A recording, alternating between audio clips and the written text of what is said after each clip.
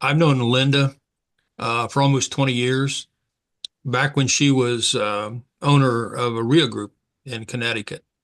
And what's happening here is no one else is teaching investors on how to make money with condos, co-ops, and townhouses, townhomes. And so she really has a tremendous niche out there. And so I'm going to turn you over to Linda. Okay. And Linda, you out there? I am, and I've been teaching this subject for quite a while. Found out a lot of great success stories with people, so I'm happy to share that with you today. So today we're going to show you how to make massive profits with condos and co-ops. And you can do this creatively, you can do it with or without experience. So let's get into it. Just a couple really quick things about myself. I've been featured on a lot of different media, television, newspaper. I even got a limo. They took me down to New York City, where I was personally interviewed on a financial show, which was very fun. I've written a couple of books on how to be investing in real estate, mostly targeted toward women, but men read it, by the way. And it's about to be released. The Pink Book is about to be released on Audibles. Super excited about that. So just mostly so I can get the message out to as many people as possible. Probably the biggest thing that I wanted to share with you is that I was awarded the from the Commercial Record. They're the largest commercial newspaper in the Northeast, and they awarded me a Woman of Fire. It stands for finance, insurance, and real estate. And I was just so honored to be recognized by my peers uh, for the work that we do, and also not only my personal success in real estate, but the ability to train and educate people just like you to be successful. So very excited about that. I have a whole breadth of experience in running real estate. So No. these are kind of things that I've done. And uh, I don't know if you know what BNI stands for. It's Business Network International. It's a leads group. It meets once a week. They have one person per profession. Your job is to bring in leads to help everybody else in the group. And I was a member of it, and the group was really active and worked out for me. I was there as an insurance agent, but I was also starting my investing career, and so I knew we had an attorney, we had a realtor, we had a contractor, so lots of leads going on, lots of deals going on. It was really cool. I would look that up for you in your own town if you have that. It's a great place to network, get to know people, and find out about deals that nobody else knows about it. Anyway, a friend of mine there called me the Kiyosaki of Waterbury at the time.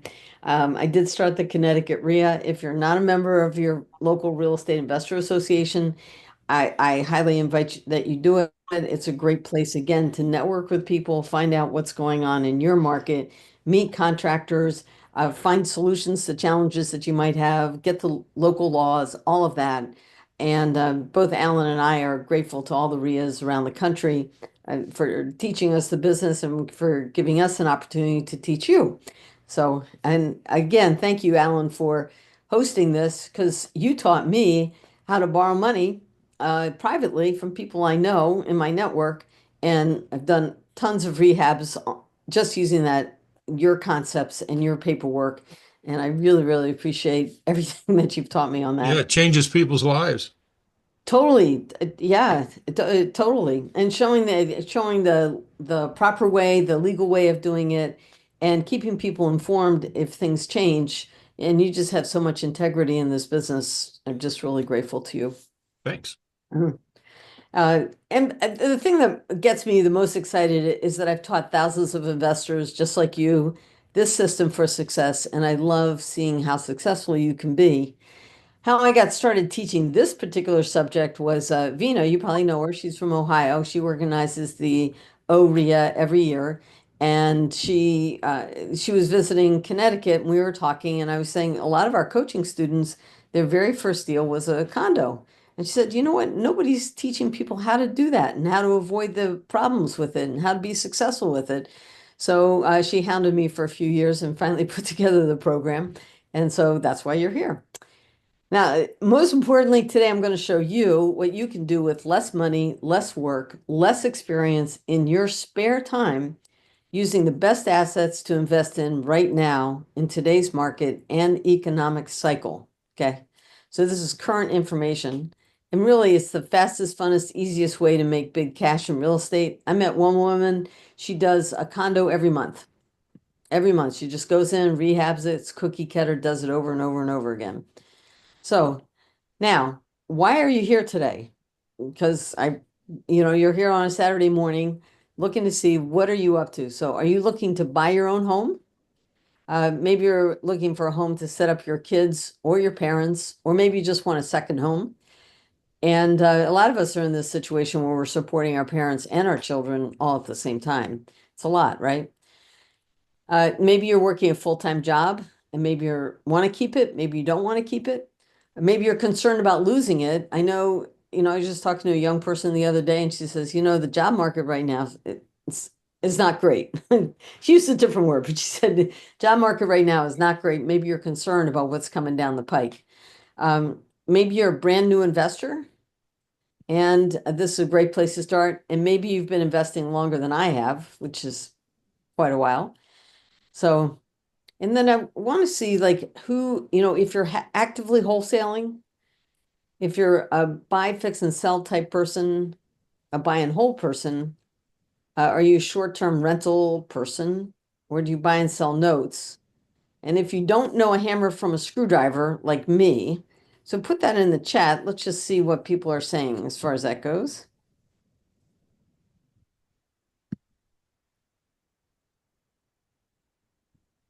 So, good.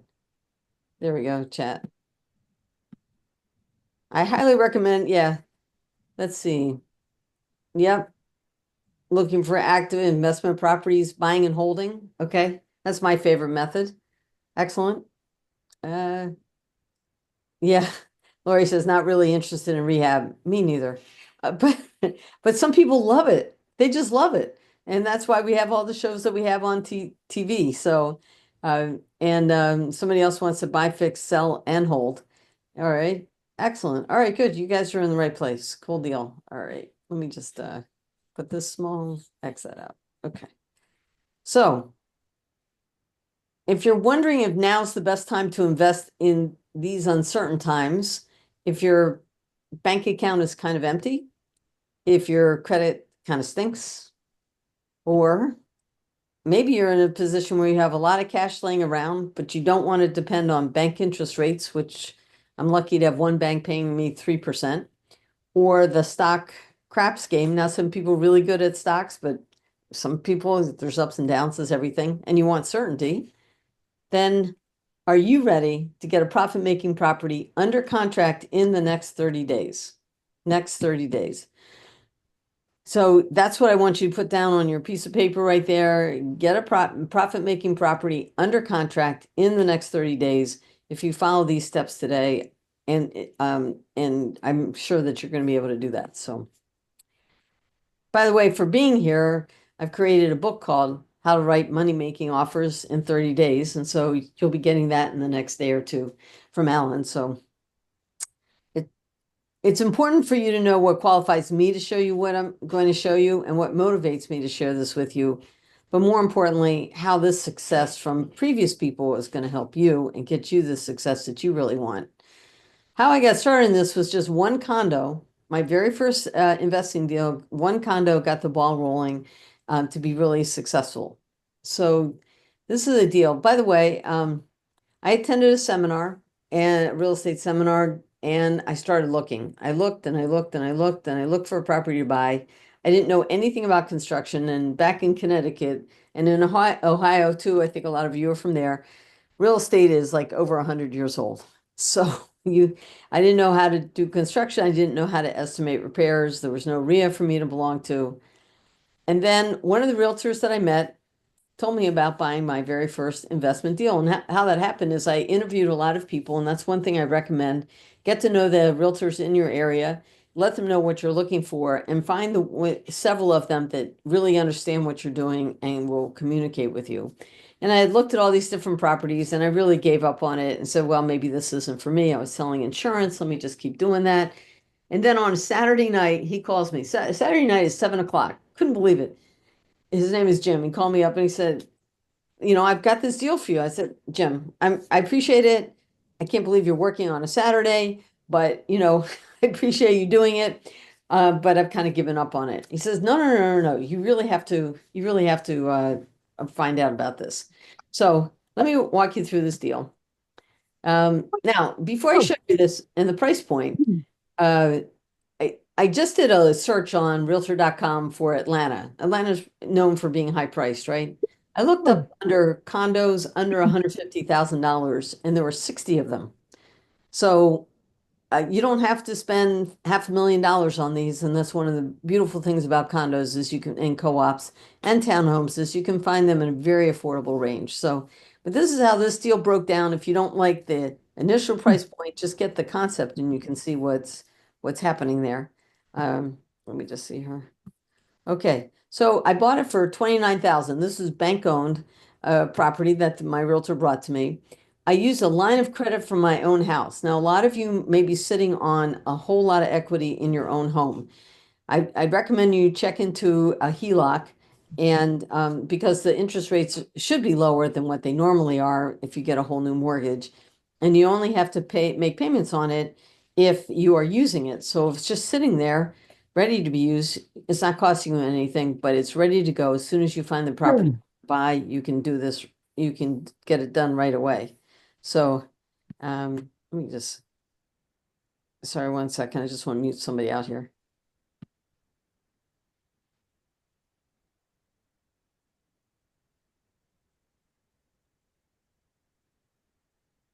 You're Okay. not replacing the whole. Let's see. If you're on, if you wouldn't mind muting yourself, that'd be very cool. So, okay. So I bought it with a line of credit, and this one I only needed carpet, paint, and some cleanup. So even I could do that.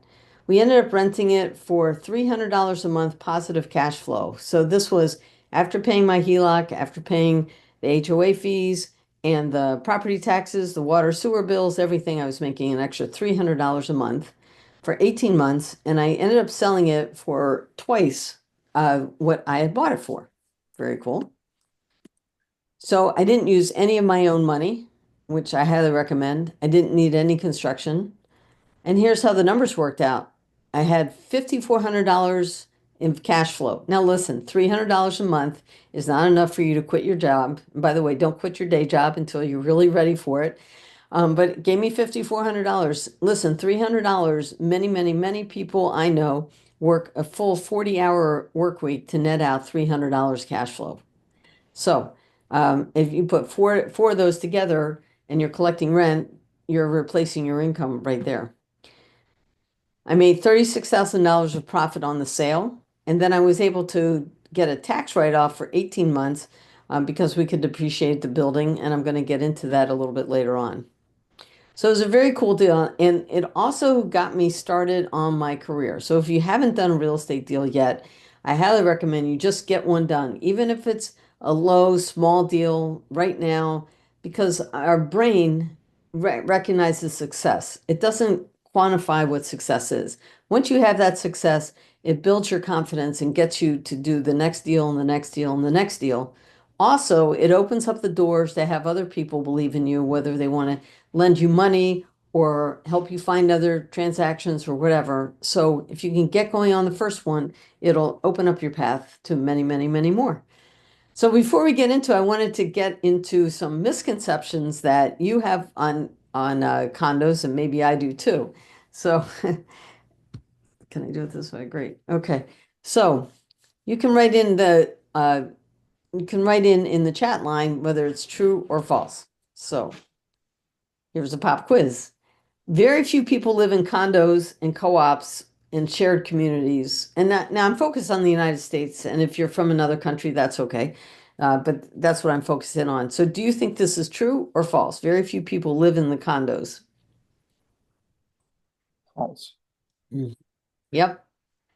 So it's false. Roughly 1 out of 4 people of the US population now live in homeowners associations, condo communities, or housing cooperatives. That's incredible. 1 out of 4. I'm showing this to you so that you can see see the demand for it. They're everywhere. Hospitals, universities and schools, close to transportation. They're in resorts. They're being built where I live in Atlanta now. They're tearing down every single tree possible and building up condominiums. It's a little rough. True or false? Only old people live in condos. What do you think? Yeah, it's false. According to CoreLogic, the demand for condos peaks around age 33. Now, this totally surprised me because I thought it was an old person's place to live. I tend to be in that old person. I'm in the baby boomer age, so I'm now living in a condo and really enjoying it. But I was surprised the peak demand for condos is around 33. Now let's look at the demand for that. I looked at the population and broke it down by generation, and the biggest number of people are millennials. That's 72.7 million people, and that's in that prime section of people that want to buy condos. If you think about it, it makes sense. It's the time of age where, okay, you're got enough money, you're moving out from mom and dad, you want to live on your own, but you also want to have a pretty free lifestyle and you want to be able to change jobs and move around the country if you need to. And the price point really makes a lot of sense. So there's a huge demand of population wise for this asset class. True or false? Condos have scary fees. Some of you have already put that in there. Yes, HOAs do have fees. Sometimes they have assessments, but they should not be a problem if you know how to do the due diligence. And I'm going to get into the due diligence later today so that you can know what you're looking for. And also, you can use these fees as a way for negotiating when you're buying real estate. So on the buying side, it can be very, very helpful. On the buy and hold side, you need to be aware of it. And that's why you're here, because you don't want to make a big mistake on buying real estate. True or false? Condo living is affordable, carefree, and full of amenities most homeowners miss out on. And this is totally true. This is I live in a condo complex. In fact, I live in what they call a PUD. And it's a large community where we have condos, we have townhomes, apartments, single family homes. And because of that, we have this beautiful lake with a 2.5 mile walk around the lake. We have tennis courts. A lot of them are being converted to pickleball courts. We have 4 swimming pools to go to, all part of it. And even if I did have a home, a mansion that had all these amenities, think about the time and energy it would take to add all those people in and, to maintain all of that. Just so much easier when you're part of a community that it's all included in there. So this is what I think is very, very attractive for all of this. Oh, there it is. There you go. True or false? Condos are not worth looking at if you're a real estate investor. False. Yeah, so I think it's false. Today you're going to see examples of many investing strategies and you're going to learn how you can do this yourself. And this is going to give you a massive competitive edge. Almost all wholesalers avoid condos. Realtors don't like selling condos. Because of this, we have the high demand, but very low number of people looking for them. This gives you a competitive edge when you know the information that you're getting, and that's why you're here today. So I'm hoping that it now makes sense for you to at least include condos as your core part of your investment strategy. And I'm hoping that you'll let go of any preconceived notions that you have. Just put them out there on the table, let them go for the next couple hours, and let's see if this will make sense for you to include this. Condos have really been a huge part of our portfolio, so highly recommend it. And today is going to blow your mind. So what this is what we're going to do today. I'm going to show you the what and why of condos. I'm going to show you how to do due diligence. We're going to show you multiple exit strategies for making money quickly in real estate and condos and shared communities. And then we'll take a quick break. I'm going to go into marketing. I'm going to show you how to find the money and how to get your first deal done in 30 days. And we'll have some times for Q&A. So as I said, as questions pop up in your head, go ahead and put them in the chat, but then I'll get to them on a official time. And you're finding properties, analyzing them, then you're going to buy them, and then you're going to make money. So I'm going to show you some pictures now of different assets, and we're going to talk about whether they're a condo, an apartment, a co-op, a townhome, or a PUD. which means planned urban development. So here's one picture.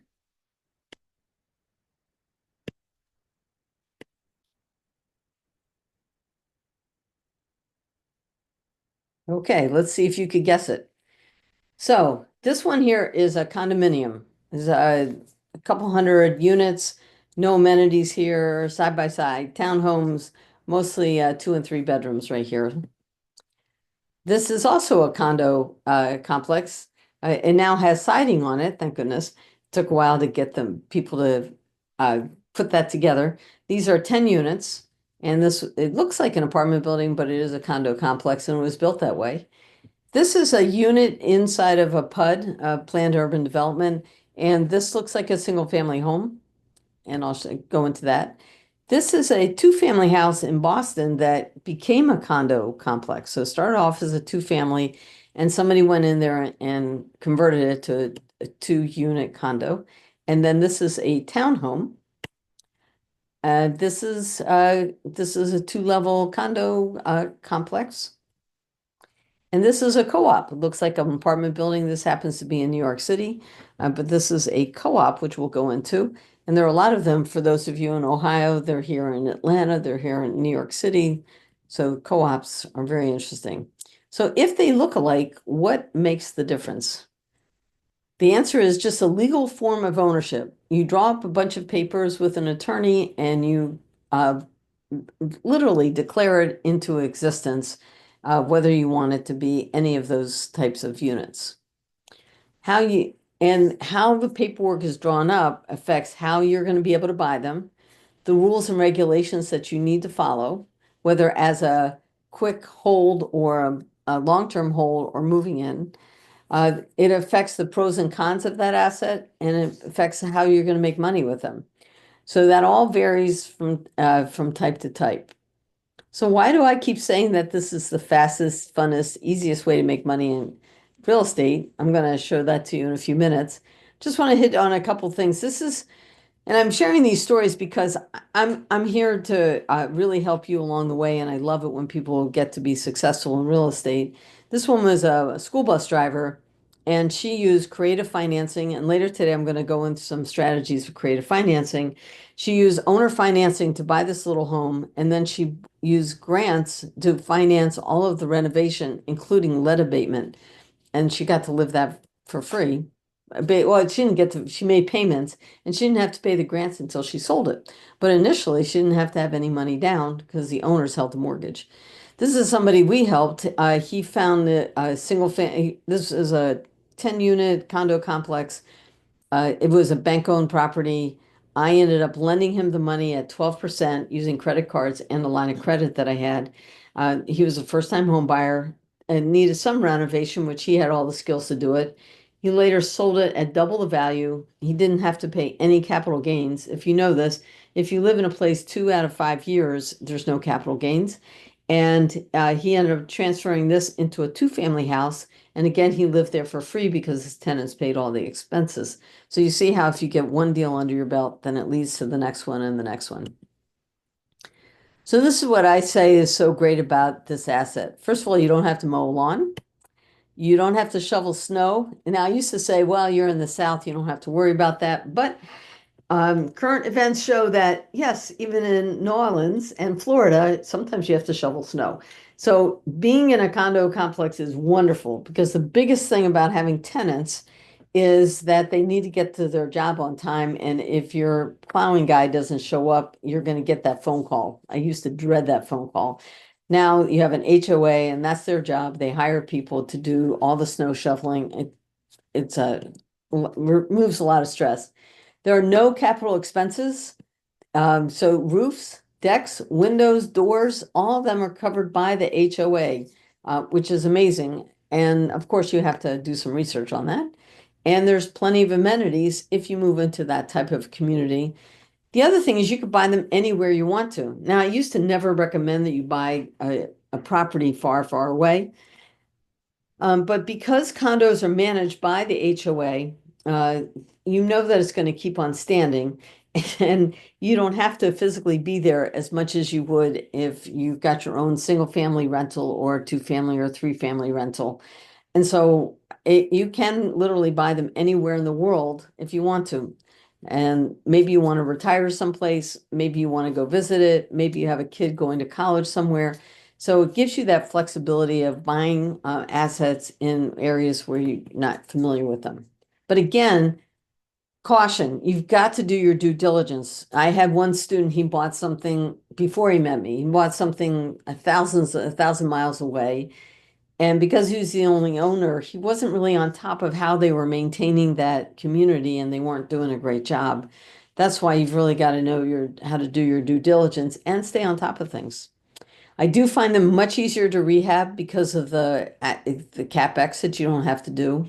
Much easier to rent. People feel like they're renting their own home as opposed to being in an apartment complex. So I find it much easier to rent to people that are very qualified to pay the rent, and they stay there for years. I have one tenant, she's been there since 2016. So, and I had another one, they just moved out last year, but they have been there since 2016 also. They're a much lower price point, so it makes it affordable. And you can kind of buy them sight unseen. Once you know the condo complex, the community itself, I, yeah, you're going to get some pictures inside, but you don't have to do as much due diligence as you would, again, if you're buying a single family to 4 unit in the middle of an urban area and with a really old construction. It just gives you a lot more flexibility. And it's much easier to send a friend to go walk through it for you. They're easy to buy with a lot of different methods, and I'm going to go into the where's the money part. And they're easy to appraise, and you can build up that. They're easy to appraise. I'm going to show you that in a minute, and then you can set it and forget it. So if you're looking to build a portfolio of rentals and you don't want it to take up a lot of your time, you can set it and forget it. So the reason why I say condos are easy to compare is because first of all, they're all built at the same time. They're drawn up by the builder or developer. They assign very cute names to each style within their complex. In my complex, they're named by uh, what are they, like different trees. In another complex, they had more other types of styles, names. And each style is built based on a certain floor plan and has number of square feet, number of bedrooms, number of bathrooms. And some floor plans are more desirable than others. So you do have to become aware of that, but they're all built at the same time and you can look at them. Uh, so this was like a snapshot of a realtor.com from a few years back, and it shows all the comps that were in the same complex. The 2 bedrooms were selling for 50 to 55,000. A 1 bedroom was selling for 40. We ended up buying a 2 bedroom for only $45,000, and it was bought using an IRA, which is now being paid off, and then increasing that retirement account. So they are easier to comp, especially when you compare to if you're buying from like an urban street where every house was built at different times and they have different styles. It's yes, you can compare square footage and number of bedrooms and bathrooms, but there's so many nuances and differences that it's just a little bit difficult to find comps for it and for your appraiser to appraise it. That's why sometimes when you have renovations, rehab, people are disappointed with the appraisal that they got. The appraiser says, no, no, no, it was this, and this, and then you have to argue it. When it's within a condo complex, it's easier. Here's the not so good stuff. There are complexes that are run better than others. Okay, again, that due diligence is really important. You do have to deal with board members, and you're going to have those HOA fees whether you want to or not. And sometimes financing is trickier, sometimes not. It's much easier to have gotten done. They made some changes in 2019. And you may not be allowed to rent them out. So biggest thing about these complexes is they want to have at least 50% of the people as homeowners. And if you think about it, it makes sense. When you own your home, you take more care with it. You're willing to invest some more money in the renovations than if you're just a landlord. Um, and so they keep track of how many people, what percentage of people there are homeowners versus renting it out. And in fact, in the Atlanta MLS, I don't know about other areas, but check it out. they'll actually have a tick mark that says, yes, you can rent it out or you can't. So you should find out about that. And especially if you are in short-term rentals, you really have to check that out. And most of them have some kind of regulations regarding owning pets and whether you can have commercial vehicles there, things like that. They're all designed to make your community a much better community. So, step one, we're going to get into, I want to step into step 3, exit strategy, which is, I'm going to show you some examples. Now, this is kind of how I see the whole real estate investing industry. And you start with your learning curve. Many people will start with wholesaling, which a lot of you already know what that is, but it's basically putting something under contract and then assigning that contract to somebody else, which means that you are not risking your own money, which is great. And you get to learn a lot while you're doing that. Once you get some money from wholesaling, then you can put that into retailing or rehabbing. And then you're going to get those chunks of change. Hopefully, you're making at least $40,000 on a buy, fix, and sell. Hopefully, you're doing that. And then you could take those, but you're taxed. Both wholesaling and retailing, you're taxed just like any other W-2 job. It's the highest level of taxing. So then you take that and you put it into rentals, which are buying and holding, and that's a different tax bracket, which is wonderful for me. And then private lending, you can lend from your self-directed IRA or 401ks, for example, tax deferred, or tax-free, either one. And then, or from anywhere else, but then you're making money just literally sitting around doing nothing. If you want to be a private lender, though, I'm glad that you're here today because I want you to know what you're buying and what you're lending on and who you're lending to. So important. Okay, so that's kind of like the idea of learning curve. So I want to show you some examples of all these different strategies and how people have done it to make money. So wholesaling, you're buying it at a low price, of course, and you're going to sell it low, and then you're going to buy low, you're going to sell low, and then you're going to make money on the spread. The reason why you want to sell it low is because you want to leave enough room for the end buyer to make money. There's very little financial risk. You can put these under contract for $100 if you want to and make. So I'm going to show you some examples. This is a complex. We ended up owning a couple of units in this one. And I met this wholesaler because she sent me a postcard asking me if I wanted to sell. I wasn't ready to sell yet, but I was glad that she sent it out to me. So she said, she found this person through all of her marketing, sent out postcards or letters or something. Oh, they also made a lot of phone calls. And what happened was, and this happens a lot with condos, what happens with the life cycle of a condo is a young person will buy the property. Then they get married and so they're joining households. So somebody has to sell their property or rent it out, right? So in this case, this person had lived there for quite a while, no problem. He rented it to a friend of his, no problem. Then his friend moved out and his tenant ended up destroying the place, unfortunately. So now it was vacant because it was in terrible condition. And the sellers, the husband and wife, were so upset about this whole thing. They'd even taken out a second line of credit that had to be paid off. So this wholesaler, she started at 25K, but they ended up putting it under contract for 45,000. Then what she did was very smart, and you want to write this down if you want to sell something. She marketed to cash buyers for this community. See, it's all public record who owns the units. So you could go through that one particular complex, find all the owners there, and it's pretty easy to figure out who are cash buyers. And you start targeting those other people to see if they want to buy any other units in this complex. So that's one. She also looked up which realtors are selling in this complex and in the neighboring places. And that's who she specifically marketed to. So targeted marketing. She held an open house and there were so many people walking through this open house. And this one realtor, she was in there and she just kept being in communication with her seller, with her buyer. and they ended up putting it under contract for $55,000, $10,000 spread. Pretty cool, huh? She also, by the way, by doing this open house, you're building your buyers list. So you're finding other people that want to buy this unit, right? So it's another way for you to, that's why realtors hold open houses.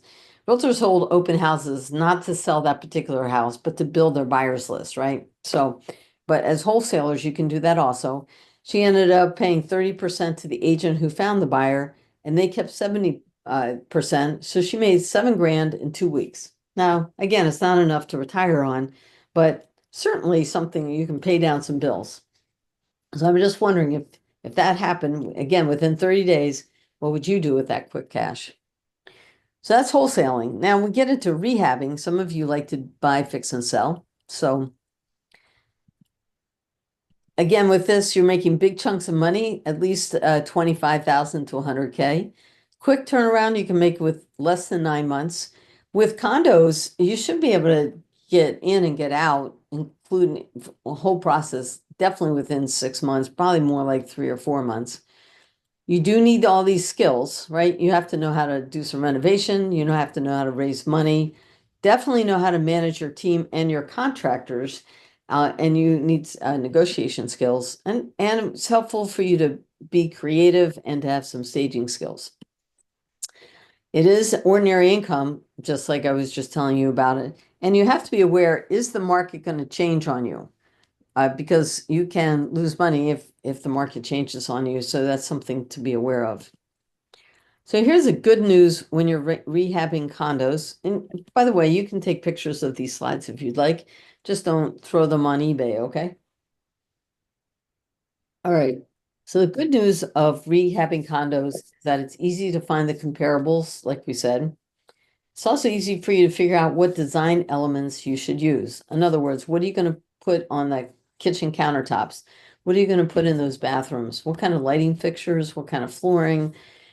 Because you definitely don't want to over rehab. You just want to make it about 10% better than anybody else so it sells quickly. It's also easy for you to figure out the days on market. And if you don't know this, days on market is from the time you list it to the time it's put under contract. Then you got to allow another 30 days usually for closing. Okay. And it's also much easier for you to figure out what the after repair value is. So it makes it easier to appraise some like that. And there's also fewer items that you have to do. So it needed to rehab. So that saves you a lot of time. Even better, fewer codes that you have to deal with, fewer skills and trades required. So much easier than when you're dealing with a single family house or a standalone building. So on condos, you're not going to rehab all the items on the left-hand side. Now, the ones that have double stars do vary from complex to complex. So when you're doing your due diligence, you're going to find out what the HOA covers and what they don't cover. But you're definitely almost always going to be redoing the kitchens, the baths, painting, flooring. Sometimes you have to do some minimal electrical and plumbing. Sometimes you have to do the HVAC. Okay. So it's so much easier, right? Because every time you look at a single family house, you're repairing the roof. I just did a rehab last summer and they had put a whole new roof on it. But right after they put the whole new roof on it, the previous owner lightning struck.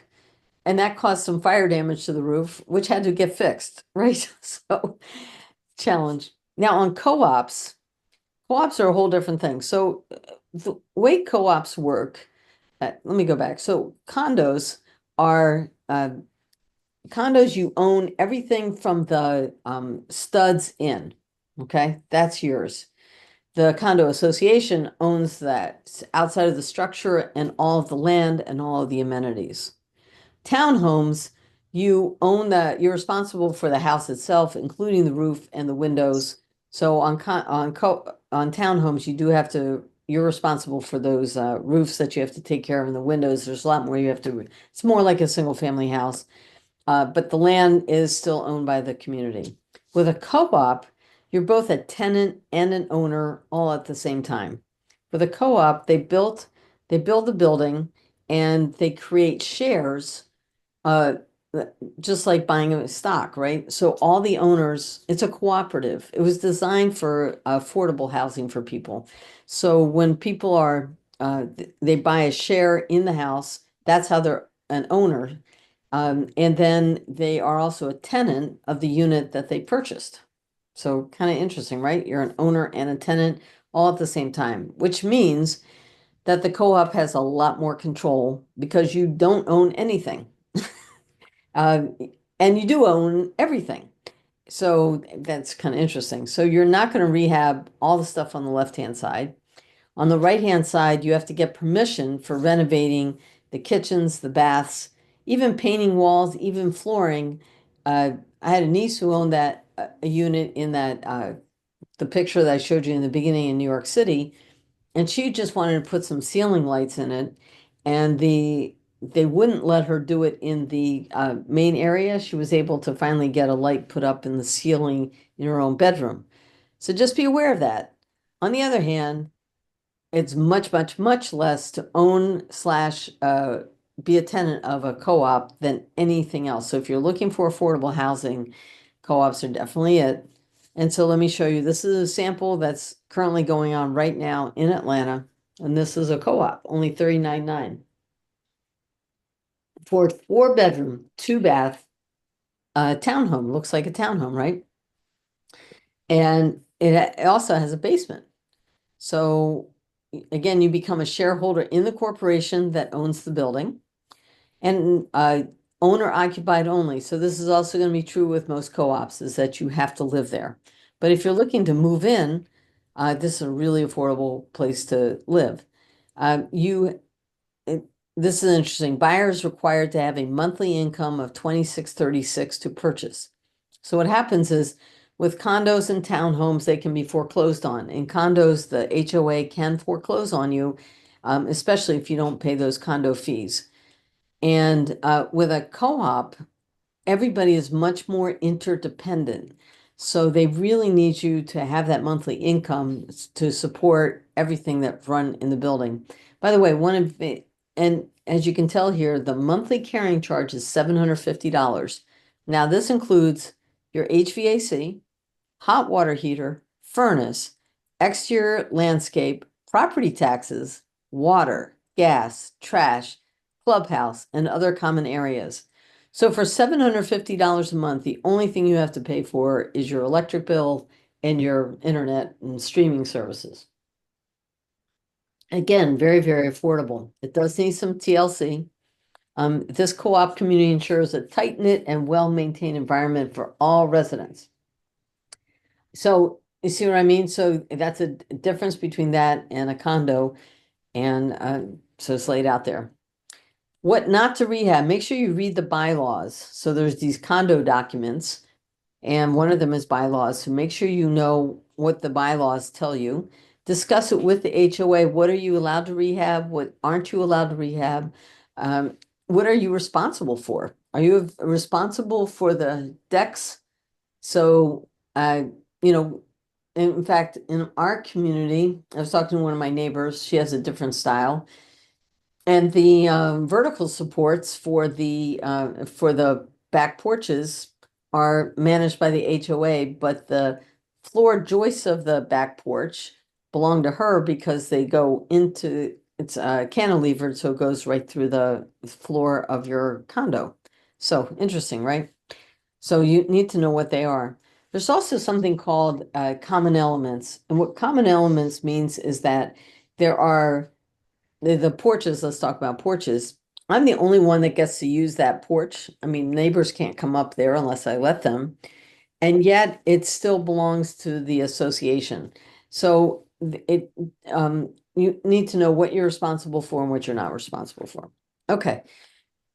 I'm going to go through some rehabs to give you an idea of what we did and what to watch out for. And that's really why I'm showing you this, so that when you're looking at these, you can consider them. So this is this luxury condo is a part of a retirement community. I think I can't remember if it's 55 and older. Maybe. I think it is for 55 and older. There are 2,500 units, a variety of styles. In fact, they have 4 family homes in there, and then most of them are attached. anywhere from 2 to 3 bedroom units. They also have townhomes up and down, 2 bedroom, 1.5 bath. So a variety of styles. Usually buyers will pay cash, or if they get a mortgage, they've got a huge down payment, which makes you don't have to depend on the appraisers. You don't have to depend on mortgage assessments and all that. It's mostly built in the 1960s. Some renovations happen every 20 years or so. And when we were doing them just a few years ago, there were a lot of new renovations going on.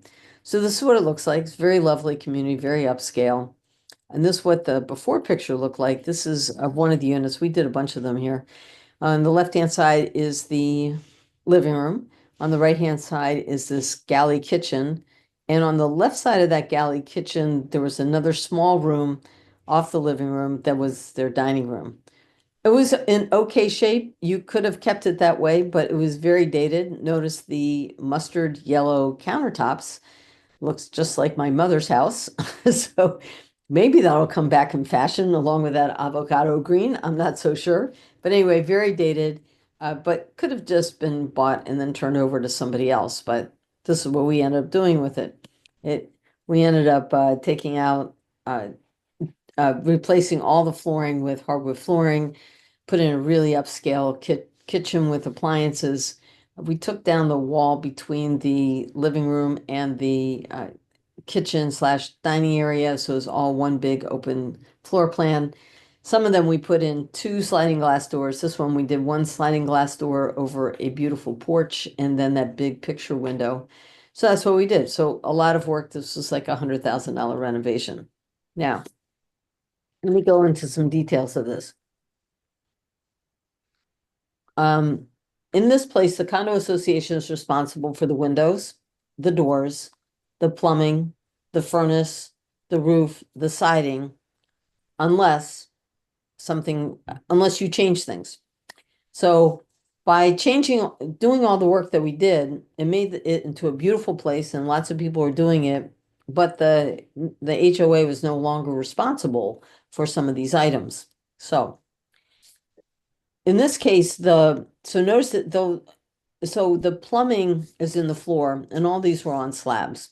So the plumbing was buried and this was built in 1960. So over time, if any of those pipes burst or broke down or leaked or whatever, the association, yes, would be responsible for the damage, but they would only give you enough money for carpeting. So if you're putting in hardwood floors, which are very popular, you're going to have a problem. So we ended up replacing all that plumbing with PVC plumbing. So imagine this beautiful condo and you go in and you see a lot of dirt. So that's what happened there. And if you have a single family house with the slab, same kind of thing. There were popcorn ceilings, and a lot of people don't like popcorn ceilings. I actually don't mind them, but maybe because I grew up with them. But anyway, popcorn ceilings. And before 1977, they had asbestos in it. So if you want to get rid of the popcorn ceilings, you either have to put on a hazmat suit or you cover over it with a very thin layer of sheetrock. So that's something else to consider. Don't just start pulling down popcorn ceilings. You're going to get in trouble. After 77, they didn't have asbestos. The windows were very inefficient and it had electric furnace heat, which we ended up putting electric furnace heat back in there, but a much more efficient, like 98, 97% HVAC electric.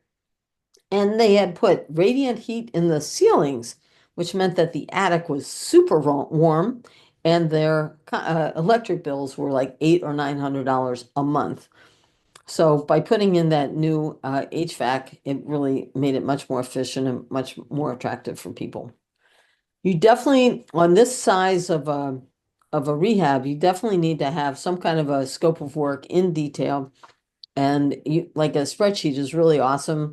We have one where you have each tab shows a different part of the house. And then it's all automatically carried over to the summary page. And we put in 15% for contingency, which you can change. And that helps you figure out exactly how much is it going to cost to buy, fix, and sell this thing. All right, so Luxury one, if you're a builder, contractor, you have a lot of experience, go for it. But that's not why you get into condos, in my opinion. The one nice thing though about doing this renovation is that once we did the first one and the bathrooms were totally redone with really gorgeous ceramic tile and all that. Once you do that, now it's a cookie cutter. Then every other one that we did, we knew what materials, we knew the suppliers, we knew the colors, we knew everything. And we got to be known as, oh, that's one of your renovations, which built up a reputation for us. And we picked up several renovation the other units to renovate by word of mouth. Some people came to us and said, hey, we're about to put this on the market. Are you interested? And we also ended up developing a private lender from those relationships because we were such good stewards of the community right there. So here's a medium renovation. This was a student that did it. This was their very first renovation that they did. And this was a townhome, a 2-bedroom on the second floor with 1 full bath. On the main floor was kitchen, living room. And then on the bottom was the basement was the garage, main floor. Okay, so they had a half wall between the dining room and the living room. Ugly, but we left the half wall, but just got rid of all the spindles and painted it and then put on a fancy countertop there, made it as a bar stool, but kept that open floor plan. The flooring was that OSB, that pressure, whatever that crap is. And unfortunately, had gotten a lot of water damage, which meant it was no good. So some of it had to be totally replaced. But then we covered it with hardwood flooring. A lot of times we'll just use allure type vinyl plank, luxury vinyl plank flooring. Looks really great, very popular. And then unfortunately the windows were double paned, but the seal had broken, which meant you couldn't look out of them and they weren't very efficient anymore. They were aluminum window frames, typical of the 70s and the 80s. The challenge is that, again, the HOA wouldn't let us replace the window frames. And by the way, you don't want to do it. When you pull these things out, and I made this mistake on a single family house, when you pull out those windows, now you have to fix the siding on the outside, which requires a lot of extra work, and you got to match everything. It's very expensive and very time consuming. So the solution was to contact a glass supplier, glass window guy, and they came in, they measured it, they popped out the glass, and they put in new glass. The window itself ended up being about the same cost as a brand new window, but we didn't disturb the siding, and it could all be done very, very quickly. So I wish somebody had told me about this before I did this other single family. So I hope that this is helpful for you. Also, this only had 1 bathroom. And when we did the market analysis, we realized that those that had an extra half bath sold for $20,000 more than those that only had 1 bathroom. It also helps on the days on market because nowadays people want to have at least a second toilet in the house, right? And this was an area right next to the garage, totally ugly, totally unusable. So we used this space and put in a half bath, which turned out really well. Worked with the city to have one of those special toilets that pump up to the street level. It did cost some time and money, but it increased the sale price by $20,000. And then in the kitchen, this was because it was so small, we could afford to put in granite countertops. We put in stainless appliances to help out. Added some thermal windows like we did, and then painted the cabinets. So didn't replace the cabinets, or maybe some of them, but we painted most of them. Now it sold super quickly, but unfortunately the buyer had more than 1 dog and 1 cat, so it wasn't allowed. And this unit was right next to the president of the HOA, so that didn't work out. So they had to find a new buyer. So that's why I want you to know the HOA, what the HOA is like. Okay, so that's a medium renovation. If this was their first project, they worked together to get it done and needed some contractors. By the way, they could have gotten in and gotten out much quicker if all they did was, if they forgot about the half bath, right? They could have gotten in and gotten out a lot faster, but they wanted to do this. Now, this one is a very simple rehab. and it took them 2 weeks to renovate it.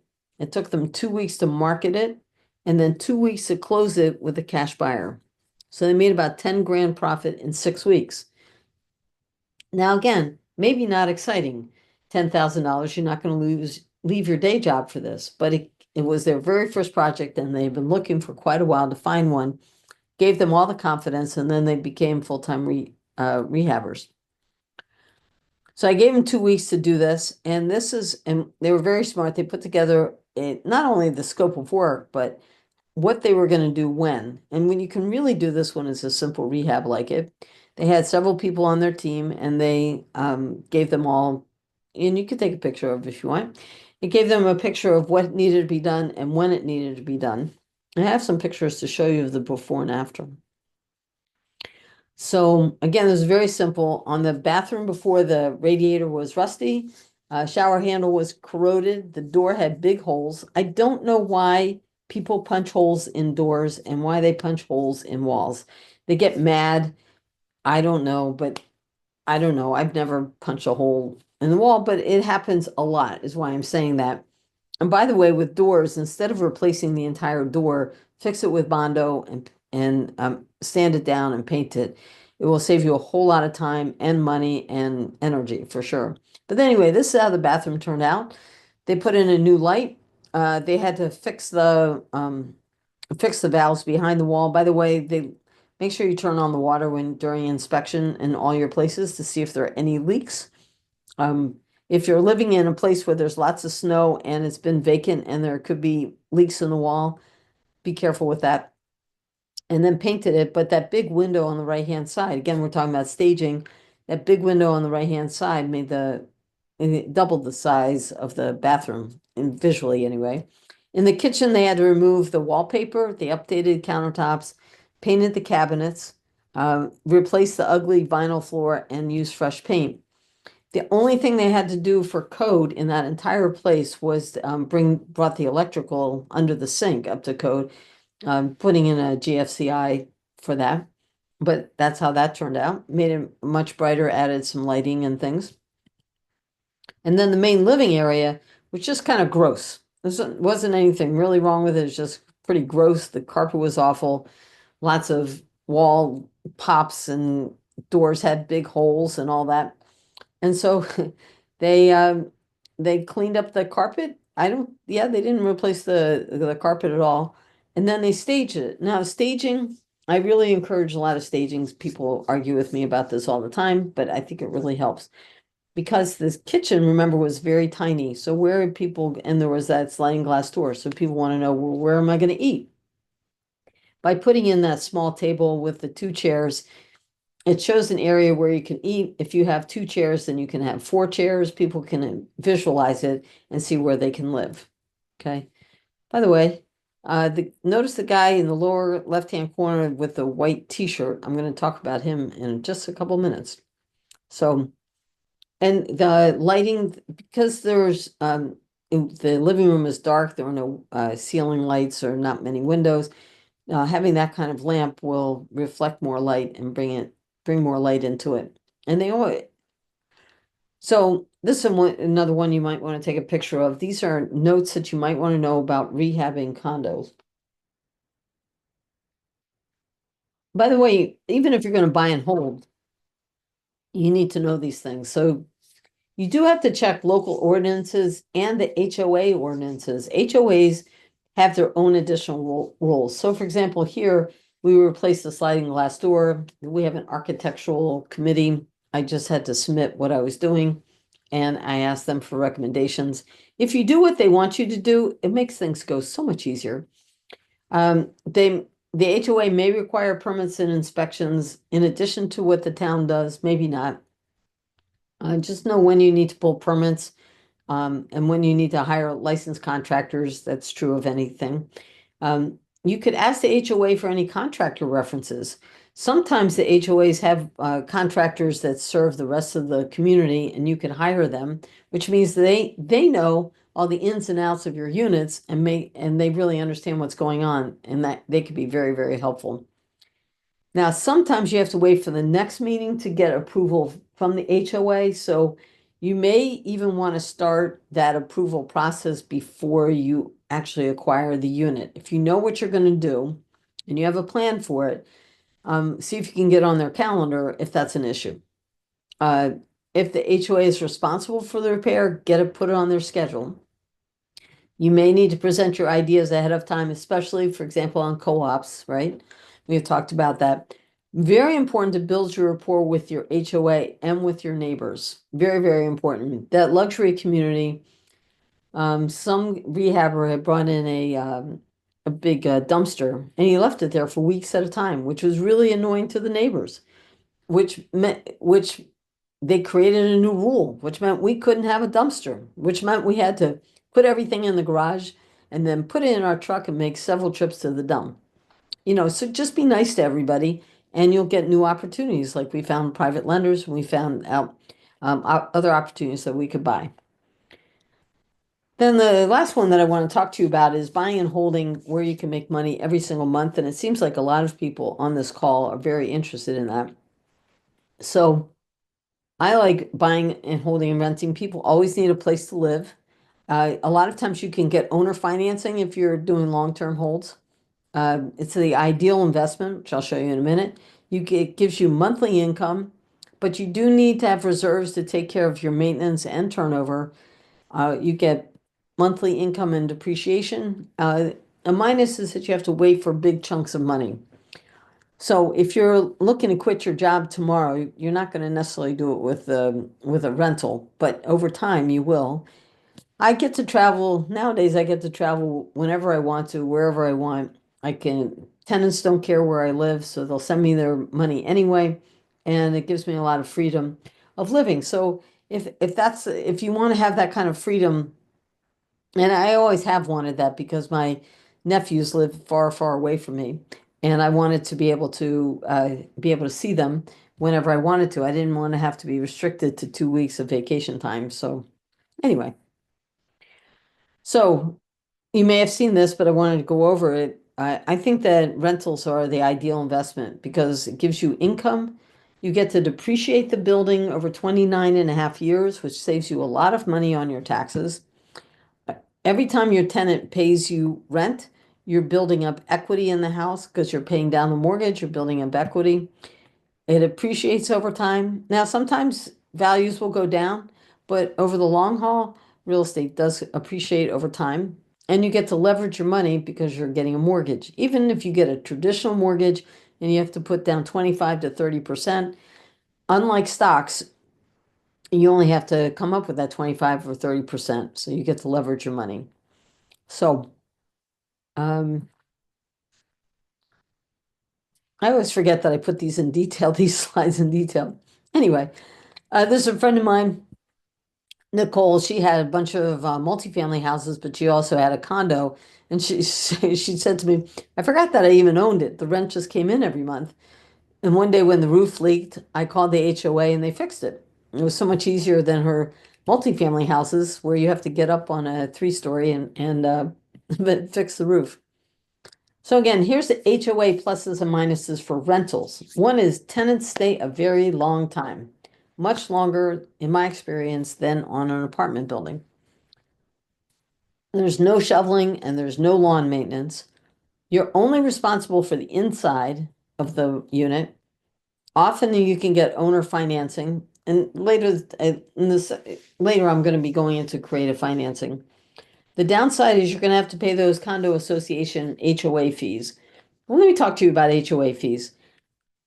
When you buy a property, we all know that you're going to have to replace the roof and the furnace and this and that. And we're supposed to budget for it. We're supposed to put 10% in reserves or whatever. And almost all of us, none of us do that, right? By having those HOA fees, you're forced into budgeting and preparing for the long haul. So if maybe that'll shift our opinion about HOA fees. Oh, this is sustaining our building for the long haul. You do have to find out if tenants are allowed. That's very, very, very important. You have to find out if they're short-term tenants are allowed. In fact, where I am now, I found out about it because it was a VRBO that I rented.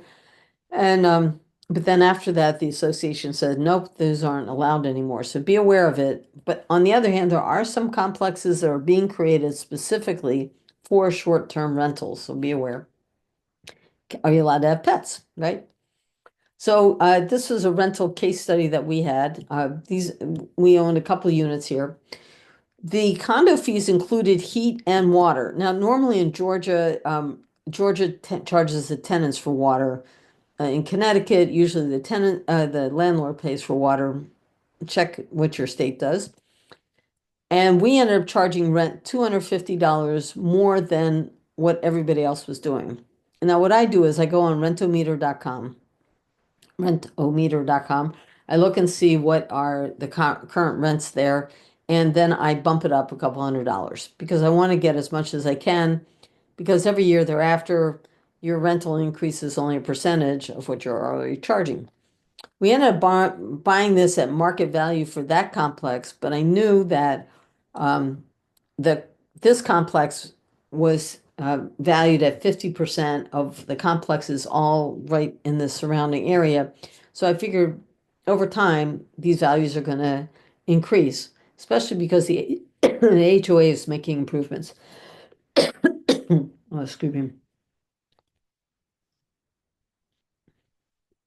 So, um, and that's exactly what happened. Excuse me. We ended up selling it a couple years later.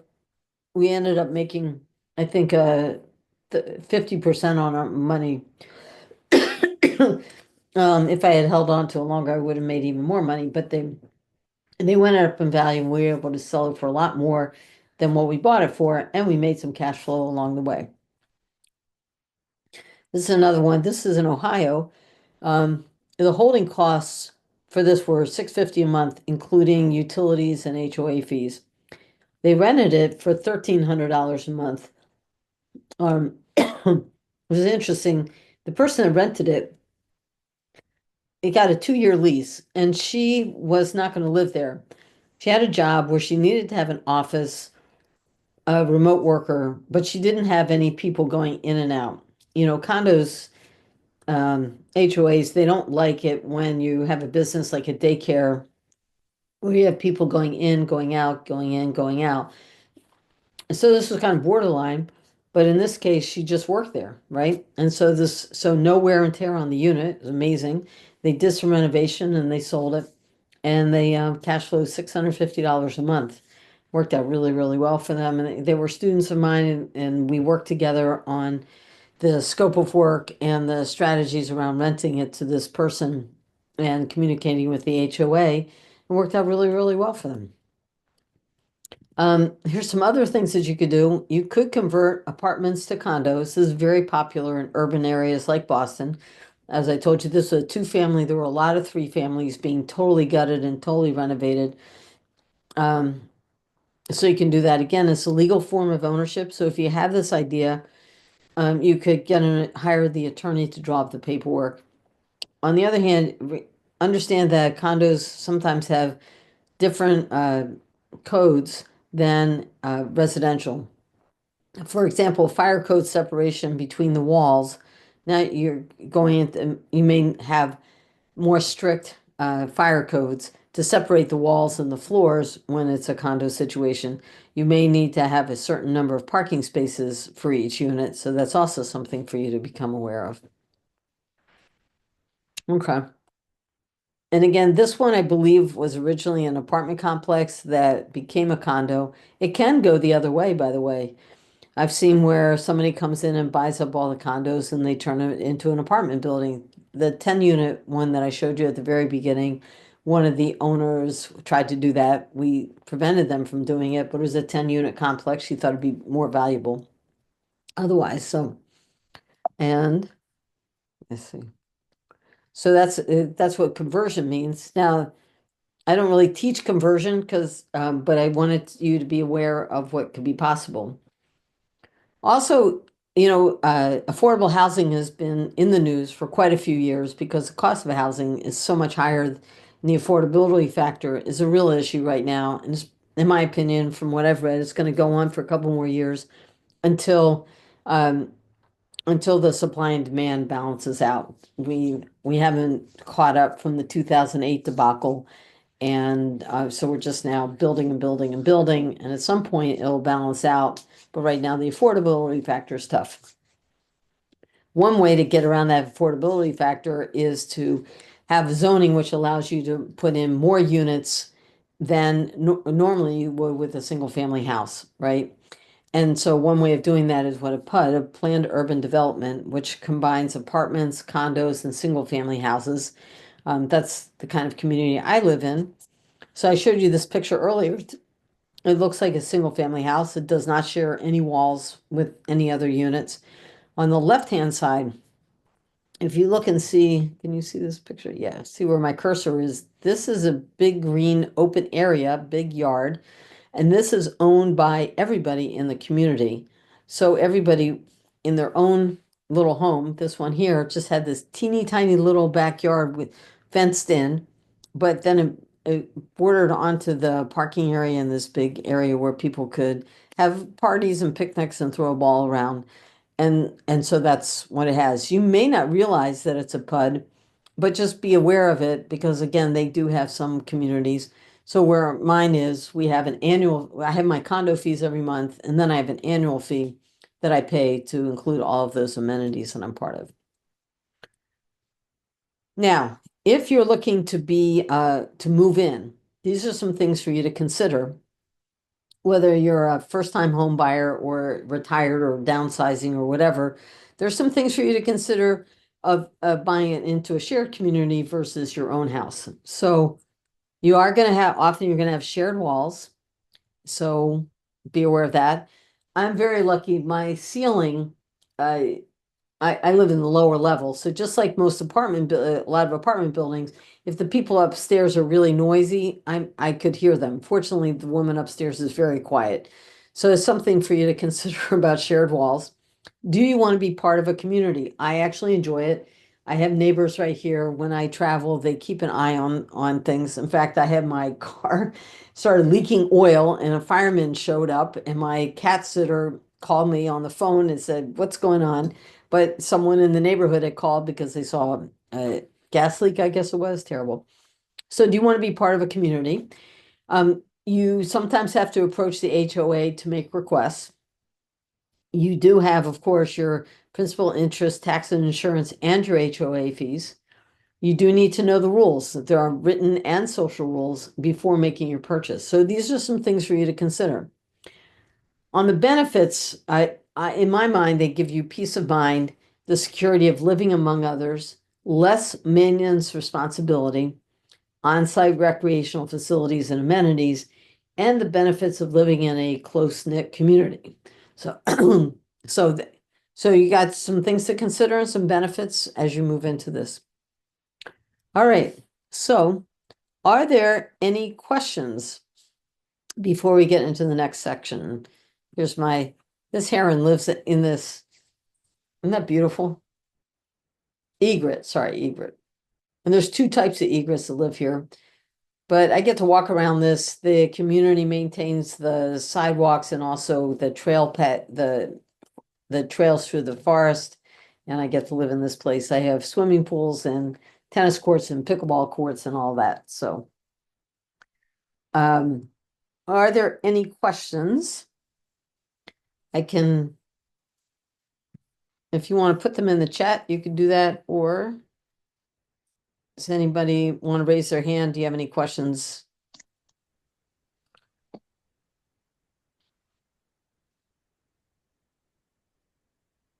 Wow. Oh, so somebody asked, Linda, so go ahead. sorry, this is Karen.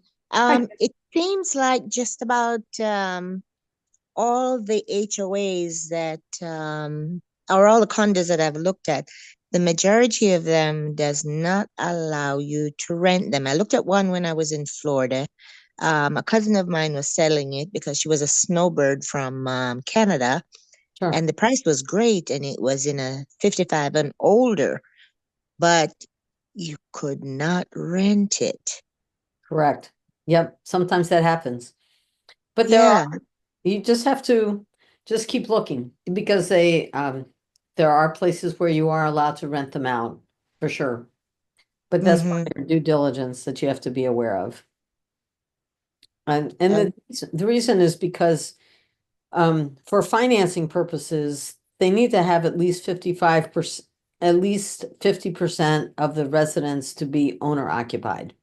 So now sometimes there's some legal things that you could do that might make uh, like you might be able to sell it with owner financing to somebody and make ongoing income that way, and they wouldn't be considered a tenant. So that's something for you to work around. One of the things that we do is later today, I'm going to show you how you could work with me if you want to. And I'm kind of creating a mastermind around condos and shared homes where we can come up with these different scenarios and figure out the best exit strategy for that. But yes, Karen, thanks for your question. That's cool. Somebody asked me, Lori asked me, what are assessment fees? So assessment fees are one-time charges. So in addition to your HOA, and it's usually to take care of large items that weren't taken care of before. And it's certainly an issue that you have to be aware of. So unfortunately, some associations, they do deferred maintenance, but they never get around to doing the deferred maintenance. So what that means is, so for example, the parking lot, they didn't put aside money for parking lot, or uh, there's a big issue with these, with condos that are in tall buildings because they've deferred the inspection and the reserves for structural buildings. So you've probably heard of a complex in Florida that collapsed. And when they researched why did that collapse is because they knew about structural issues that had to be addressed, but they never put the money aside for it, and they never did it because it was quite expensive. Well, there have been new laws that have passed. And by the way, the HOA, the community laws are usually state run. There may be a few that are federal, but they put in laws that they've got to catch up with all these structural issues by the end of 2025 or 2026. And so some people are facing large one-time assessments, and they're usually finding ways to stretch out those payments, provide financing to stretch out the payments, and different ways of dealing with it. So that's part of your due diligence as a buyer. It also gives you an opportunity as a buyer because you may be able to buy the unit at a deep discount, pay off that one-time assessment, and now you can resell it to the next person saying, hey, listen, you only have to pay your HOA fees because the assessment has already been paid. So be aware of it, but that's what an assessment means. We have one going on right now in our community, in the community at large, and it's $600. That's it. So for 6 months, we have to pay $100, and they're fixing the main the clubhouse. Are there any other questions you want to have? Anything else you want to put in the chat?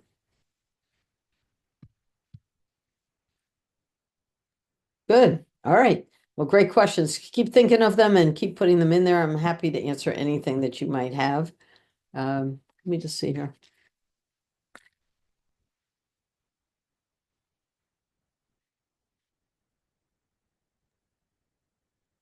Okay, here's some more questions.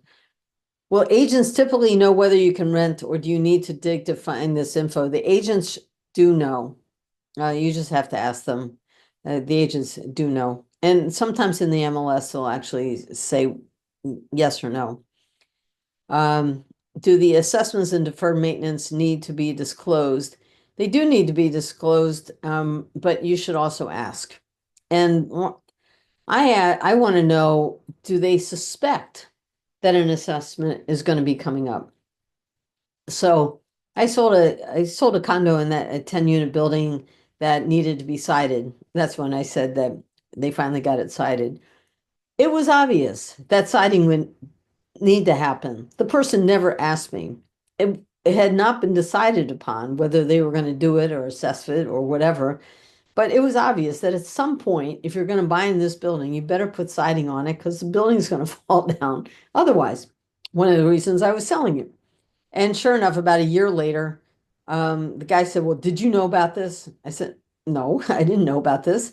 But it was a one-time assessment. And I said, you know what? The cool thing about this is it's going to be one and done and you're done with it. So that's and he got a much better building that now is much more, much more valuable than what it was before. All right. So without any other questions, I think we're okay. All right, great. So let's get going. Due diligence. Okay, I want you to stand up, turn around, take a deep breath. This is not the most exciting part of the conversation, but it is the most important part of the conversation because I want you to make a lot of money using this asset class, and I don't want you to be afraid of it. So, always seek knowledge. That's what ASK stands for. Always seek knowledge. It's very important to ask, ask, ask, ask, ask.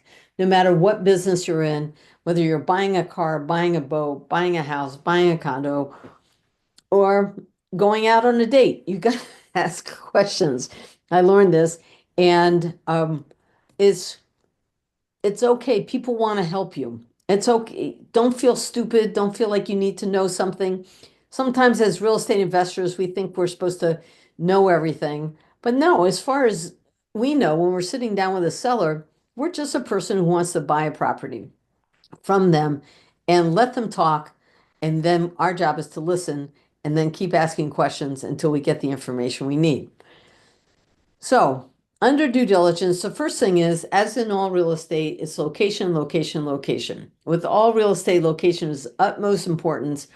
But with condos, most people are buying into them because they want to be close to areas of transportation or close to universities because of their jobs. And they want flexible living situation.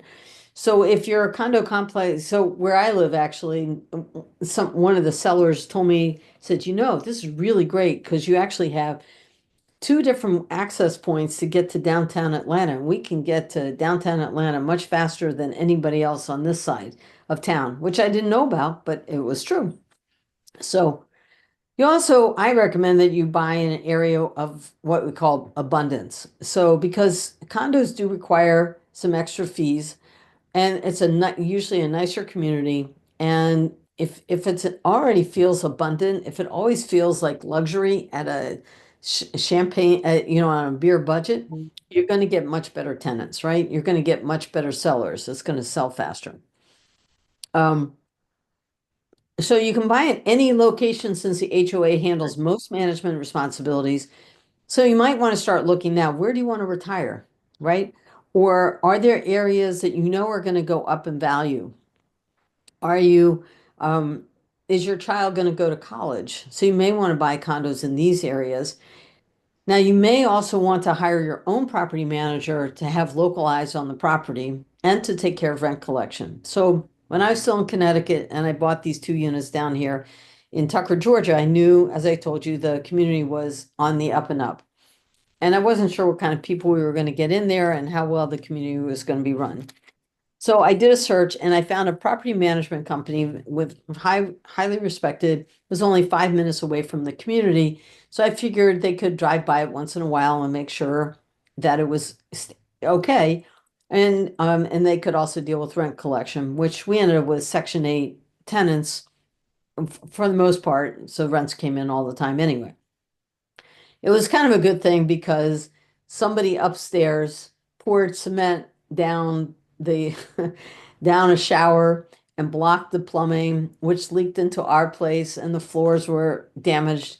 And because they were local, they were able to work with the HOA, and the HOA had to pay for it, but they could get the contractor get it done. So I was very grateful to have a local property manager that was representing me. On the other hand, I have units back up in Connecticut, and I'm managing them myself because they're perfectly well run and I know what's going on, and the tenants will let me know if there's a problem. So you don't have to do that. That's a possibility. Now, when you're doing due diligence of the community, I'm just going to hit some of the major highlights. There's a whole lot of things that you could be looking into. First question is, how many units are in the community? And this matters because the more units you have, the better it will be run in the most part. When you only have, I was going to buy a condo unit in a 5-family house. And fortunately, the realtor said, I don't recommend you do it. Because when you only have 5 people putting together, they may not feel like paying their condo fees every month. And you give people slack, and you give people more slack, and you give people more slack, and then you need the money, and it doesn't happen. When you have, I recommend that you have like 50 units and above, because then you can hire the CAM, and I'll explain what a CAM is in a minute. But so I would recommend that, buying communities that have, say, this is a rule of thumb, but 50 units or more. What are the condo fees? So you definitely want to know what the condo fees are and what they include. We've already discussed it. But you also want to say, okay, what are the condo fees here compared to what are condo fees in surrounding communities? This is especially important if you're going to buy, fix, and sell. Because when people are buying into your community and your condo fees are 375, and they can buy a condo in a similar community and the HOA fees are only 250, guess what? They're going to buy over there. So do some contrasting of what are they charging here versus somewhere else. Same thing with assessments. We just talked about assessments. And very important, very, very important to know about that. Percent of owner occupied, as we said, you're going to get that in your deep dive into due diligence, but you want to know basically, are there at least 50% of the people here owner occupied? It'll make financing a lot easier when you sell the property and when you buy the property, but mostly when you sell the property. It also means that it's probably better taken care of when most people are owner occupied. Pets, you need to know about that. We rescue, we're big dog and cat rescue people. That's why I keep bringing up pets, but it is something for you to be aware of. Do they have money in reserves? You're supposed to have at least 10% of the budget put into reserves. So do they have that? If the budget is well run, then you're probably not going to have those assessments. Also, FHA and VA do approve condo complexes. And if your community is approved by FHA and VA, then you know that it's gone through this approval process and is probably well run. And it meets these owner occupied and the assessments. They also look into how many people are behind on their HOA fees. For example, how many foreclosures are they going through? That's all part of that whole approval process. And now I'm telling you this due diligence, but initially when you're just finding a property and you're combing through them, you're not going to do a deep, deep, deep dive on this because you will waste a whole lot of time. Get your offer selected, get your offer accepted, and then you can do more due diligence on this, right? The FHA and VA approved, you can find that very easily by just saying, is the condo approved by FHA or VA?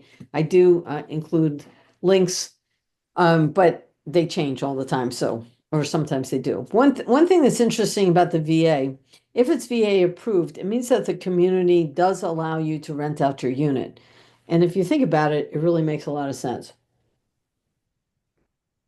If you're an active service person and you get called away overseas, you might be away for a year to 2 years, and you have to know that you're allowed to rent out your property while you're serving the country, right? So I thought that was an interesting fact about VA loans. Now, you're going to do due diligence of the unit, very similar to what you're doing with single family homes or any other asset. You got to estimate the repairs, got to figure out what do you have to fix, what don't you have to fix. You want to figure out what the comps are. And again, this is much easier to figure out the comps. And welcome back, David. You want to look and see what is everybody else doing for style, and again, don't over renovate. As beginning rehabbers, we always want to overdo it, right? We want to be just like the TV shows. We want to have the big reveal. And many times you're just wasting your money. So just do what's necessary to get it sold or to get it rented out. But this is where open houses are great, looking at pictures of other units on the MLS. So just so that you can figure out what you need to do. So there's that. Okay. Homeowner associations and community association managers. This is also a big part of your due diligence because you're going to be living with these people. So homeowner associations are made up of your neighbors. They are volunteers. Be nice to them. They attend meetings on your behalf. They deal with insurance companies. They deal with complaints. They deal with renovations. And they do this as a volunteer. So please be nice to them. That's the first thing. In fact, I just got a letter from one of my communities that says, remember, we are volunteers. So the bylaws will dictate how often the HOA needs to meet. Some of them have committees, like we have an architectural committee, we have a landscape committee, we have a recreation committee, we have different committees. But smaller communities don't. If you only have 10 units, you don't have to have a committee. There are always annual meetings, and even as a landlord, even as a rehabber, show up to the annual meetings. It's only once a year. A lot of times they're on Zoom. At least send in your if they ask for a proxy because they have a vote and they have to have a certain number of votes in there. Submit it. I mean, this is part of being part of a community. It's part of having your voice being heard. I send out letters and text messages to all my friends. Are you going to the meeting? Did you fill out the form and sign it? You might even want to nominate yourself to be on the committee, things like that. But be aware of what's going on. I was attending an annual meeting a couple years ago, and somebody was complaining about all the landlords. And I said, you know what? I'm a landlord. By the way, I pay an extra $250 to $350 a year for the privilege of being a landlord. So, and I want this place to be safe because I want to attract really good tenants that are going to take care of things. So I was able to speak up and, you know, calm everything down. So it doesn't happen very often. I'm just saying, but you are part of an association, be part of it. It doesn't take up a lot of time. Anyway, that's what an HOA is. And then there are what they call community association management.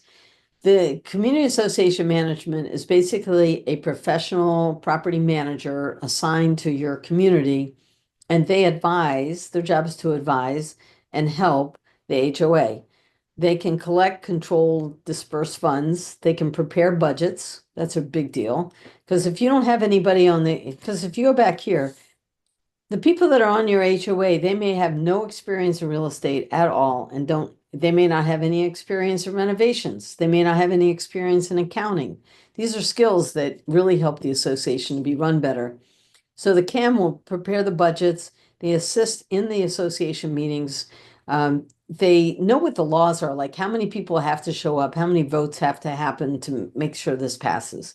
They can help in getting insurance, and that's a big deal. Insurance has become super expensive, as we all know on this call, and this is helping. Coordinate or supervise the overall operations of the association, like hiring the contractors and the landscapers and all that, and they can get quotes for all the maintenance issues. However, it's still back to the HOA to make, when you go back here, these guys have to sign off on everything, right? So the CAM is there to help. The HOA has to sign off on it.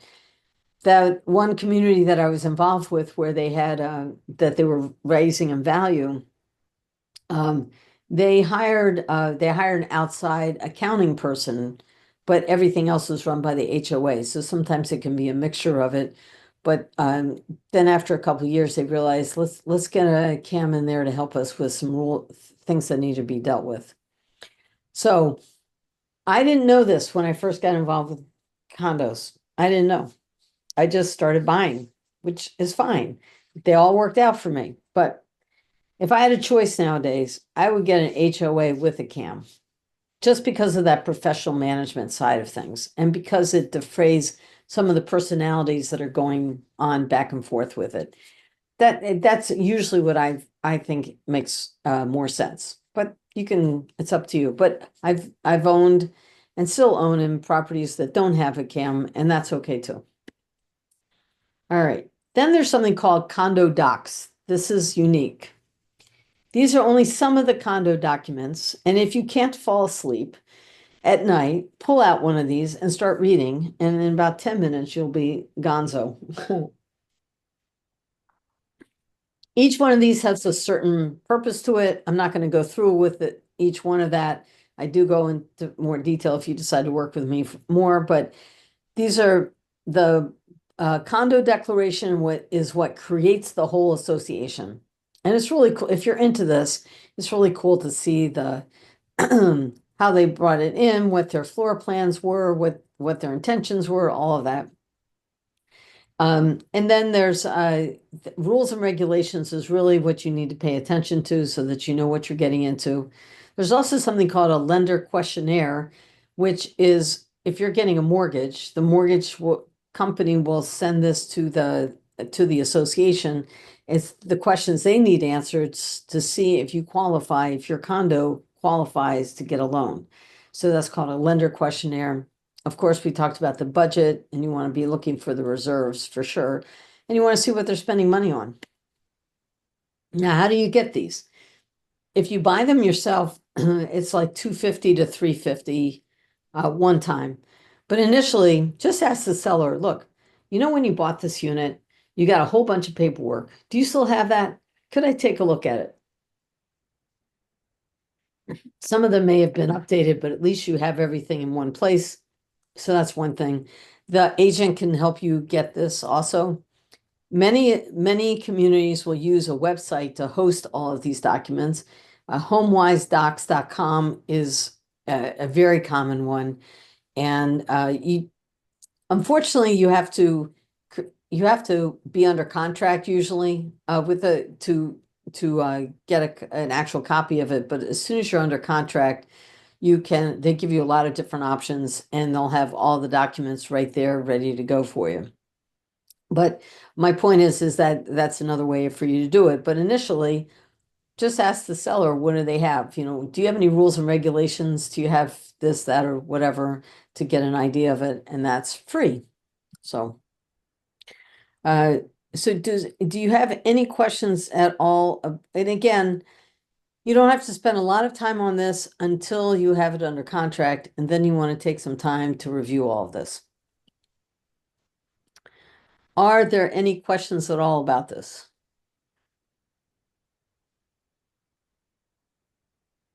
Let's see. You can just unmute yourself if you do.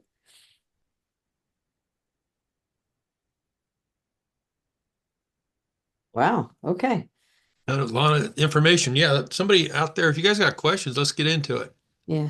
I got a question. You said reserves. Whose reserves? HOAs or the owner sellers reserves? It's the reserves of the HOA of the whole community. So that, you're paying in, like I'm paying, I think usually I'm paying about $300 a month. And of the $300 a month, it goes toward insurance, it goes toward water bills, it goes to whatever, and it goes to repairs. But then there's supposed to put money aside for reserves. So when it comes time, like a few years before I bought this, they had replaced all the windows and all the roofs in the community. So you have to save up for all of that. So that's what I'm talking about. Good question. Hello, Linda. Yes. Hey, Karen. Okay, Karen again. Sorry, going back to a question I asked earlier.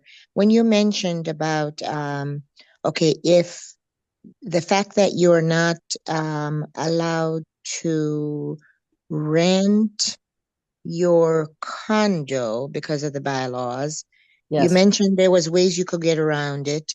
And you Maybe. mentioned owner finances. What were some of the ways you could do that? I'm going to be getting into creative financing in the next section, so hold on to that. And having said that, it depends on your particular situation as to what the best way to do it is. But I'm going to show you some creative financing strategies later in the day. Sounds like Yeah, yeah, go ahead. the reason I asked this question is, I have someone that lived next to me, is elderly. And Yes. so I hope she never passes, but in the event she would, in Yes. order to control who is right next to me, I'm like, okay, how could I purchase that and then own it, even though I'm not going to live in it, and then be able to sell it back or owner finance, or how would I do that? That's a really great question. Is there anyone in that community that's renting that you know of? Oh, not that I'm aware of, no. Oh, No. okay. Because in our community, officially, you're not allowed to rent, but unofficially, I think it goes up and down depending on the number of people renting, but there are people renting. So my Yeah. realtor friend said, officially, I have to tell you that you're not allowed to rent it, but read between the lines. Having said that, certainly you could buy it and then you would have some control over who you sold it to, right? Yes. So I was doing this kind of brings up a situation. A wholesaler brought me a condo and I told him I wanted to rent it out. And he says, Can I? And I said, Can I rent it out? And he said, Oh, yeah, you can. So I started doing some due diligence and I looked at this is another hint, by the way, when you're doing your due diligence, look at old listings of the property. It pulled up older listings of the property, and in the comment section, it said, you are not allowed to rent. This was 2 sales ago. So I found out who the condo association was. I called the condo association. I said, What's going on here? He said, No, you're not allowed to rent it. I said, Well, am I allowed to buy it, fix it, and then sell it? And they said, Yes, you're allowed to do that. So I was allowed to buy it, to fix it up, and then sell it. And certainly the association should allow you to do that because otherwise these units are going to degrade over time and they want to maintain the value of it. So I would think that you could do something like that, as Okay, so that's the only way you see that you could get around it. no, I didn't say that's the only way. Alan Oh, and I both know there's many, many, many ways. Our job okay. as real estate investors is to solve people's problems. And the more creative Mhm. we can get, the more solutions we're going to find. So we have to Gotcha. brainstorm and figure out what the best way of going at it is. So great question. Okay, Thanks, thank you. Gary. Any other Mhm. questions that have come up? Okay. Well, great. Well, keep thinking, because we want to get all these questions out because I'm hoping to have you start making money right away. Like I said, this is very fast way of making money. I'm going to show you in the next section how to put something under contract in 30 days or less. So I expect you to do it. So, but why are you here? Let's dive back into you. This is all theoretical, but real estate, being an entrepreneur sometimes is hard. It's exciting, it's thrilling, it's profitable, and sometimes it's hard. So you want to come up with a strong enough why to get you going up, getting up in the morning every single day. So what is your why? And I was listening to Tony Robbins way back in the day, and he's still around, but he was talking about different personalities and what's important to certain people. For me, it's security. I want to know that I have a roof over my head. I want to know that I have money coming in, going out. I want to, that's really important. Some people, it's other things. So I want to have financial security. What about you? Are you doing this for your family? Are you doing this so that you have more fun in your life? I'm learning how to have more fun in my life. Alan knows I'm very serious. So I'm learning to have more fun in my life. Maybe you want to contribute to your favorite nonprofits, or maybe you want to start your own nonprofit. Maybe you want to create a legacy. Maybe you'll be the next Vanderbilt or Rockefeller. Many people do it through real estate. Very important. So, what is your why? Why are you here? Go ahead and take a moment, write it down. If you want to put it in the chat, you can, but otherwise, just write it down so you know what you're going at there. All right. Then, now what's your goal? Do you want to quit your job? Again, don't quit it too soon. Um, Increase your monthly income. Maybe you want to have quick cash for fun stuff like going on a cruise or a trip or whatever. Maybe you want extra cash. You just want to have that, those reserves for yourself in case your car breaks down or whatever. Maybe you're looking to build a portfolio of rentals. And as I've shown you, you can use condos or co-ops to do wholesaling, to buy, fix, and sell, to build a rental property. And maybe in your situation, you could be just one of these strategies just to accomplish these goals for yourself. Maybe you want to buy a new home for yourself. Maybe you want to follow your passion and make a difference. Maybe you want to launch an exciting new career. You know, we're in a sea of change right now. We're in the middle of a digital change. And some people are afraid because they might lose their job because it's being phased out. But we have so much opportunity in the new community, the new world. And the beautiful thing about real estate is you cannot export it to another country. It's right here. So you may want to use real estate to fund a whole new career for yourself. So if you remember way back at the beginning of this presentation, I made a promise to you. It was, this is going to be the funnest, easiest way to make money. I'm hoping that you now feel that you know more than 90% of owners, agents, wholesalers, and real estate investors on how to make money with condos, and that you could easily make money with them. And most importantly, I want to know if you're ready to unlock the income potential that these can offer. Because right now, you are practically an expert. So let's go ahead and buy your first condo in 30 days or less. All right, now that may be inspiring fear in your heart right now. So let's talk about that. Let's get through this.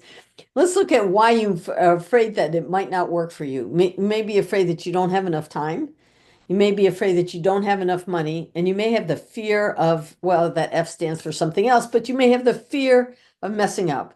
And let me tell you, I had these students, they were very high level executives in major companies, and they still wanted real estate. And they went out and they bought, I mean, they were working 40, 60, 80 hours a week, and they still had time to buy two condos and rent them out because this does not take a lot of time. I've had many people, they worked like a CPA. She worked full time, especially during, the next couple months, and never got around to buying real estate, but she built a portfolio of condos. And the big one is you understand this, but you're just not sure how to put all this stuff to work, right? So just like Karen has great questions, like how am I going to put all these pieces together in real life situations? So I'm guessing that you might feel like you needed the right tools like systems, processes, checklists, calculators, and more. You might want to have the right training so that you know how to find the deals, how to negotiate, how to find the money, how to close them, how to be creative, like we were just discussing. And then wouldn't it be helpful if you had me in your ear while you're going through these deals to make them happen and to make sure the deal works and doesn't hurt you? In fact, some of the best transactions are the ones you walk away from, right? So if you had that support, you had me in your ear to help you walk through these deals, do you feel like you would have more confidence? How many more offers would you make? That's what I was looking for when I got started. Like I said, I didn't have a RIA. But when I found the right team of people, then I started making offers like crazy. I bought so many properties in my very first year just getting going, and I started making money like crazy. So, drum roll, please. It's my pleasure to introduce this one program that I've created, put together for you, and this package is just so amazing. It covers everything from A to Z. It's unbelievable. So, it's called Making Big Profits with Condos, Co-ops, and more. It can come in physical format if you would like.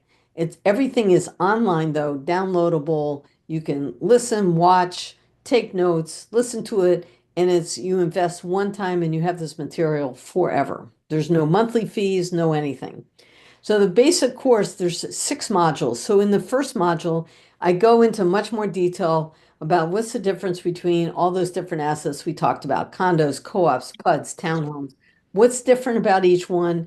What's the structure different? How can you move in? How can you not move in? Did you know co-ops, they have these co-op boards that they're not supposed to discriminate, but they are private discussions. So who knows? In fact, I happen to know that John Lennon was not admitted to a co-op, even though he had millions of dollars, because the co-op, I guess the neighbors didn't want all that attraction coming into their building. So, what do you need to know before you move in? What are the pros and cons of each one? So, I go into that. And then I should go into the different investing strategies. I gave you some examples today, but I'm going to go into much more detail about what wholesaling, rehabbing, rentals, and short-term rentals. And then how do you figure out what's the best exit strategy? In fact, the best exit strategy is to have 2 of them because things do change. You may buy it to fix it up and sell it, but you may end up turning it into a rental, for example. And then your due diligence. We had talked about that a lot today. But in a lot more detail, what do you look for when you're driving through the community? Which websites to consult to make sure that it's a go? What's the best size community to buy in? And when should you run away from the community? And when is their problem? We had touched on this before, but when is their problem your biggest opportunity? Huge. And then I give you a checklist to go through and so you don't miss anything. Module 4, we talk about the HOAs and the CAMs and how do they work in a lot more detail. What do they do? What don't they do? How do you get along with them? How do you, if your community needs to select a new CAM, how do you do that? When do you decide again that it's a dead-on arrival? And then I give you examples of all the different condo documents. What is each type? And you saw there were a whole lot of them. What does each document do and why are they important? When do you have to worry about them? And then I give you examples, real life examples from condos, communities that I've been part of. So you can see what they look like. Not that you're going to memorize these things. I just want you to familiarize yourself so that when you are putting something under contract, you're already ready to go. You already kind of know what you're looking for, right? And then I get into alternative financing, which I'll be talking about in more detail with some real case studies. And I've put together a toolbox of checklists, scripts, spreadsheets, sample documents, and links to other resources so that you can refer to them. So basically all the tools that you might need to be successful in this whole thing. And I've just put some value on it. Now, I first want you to think about this.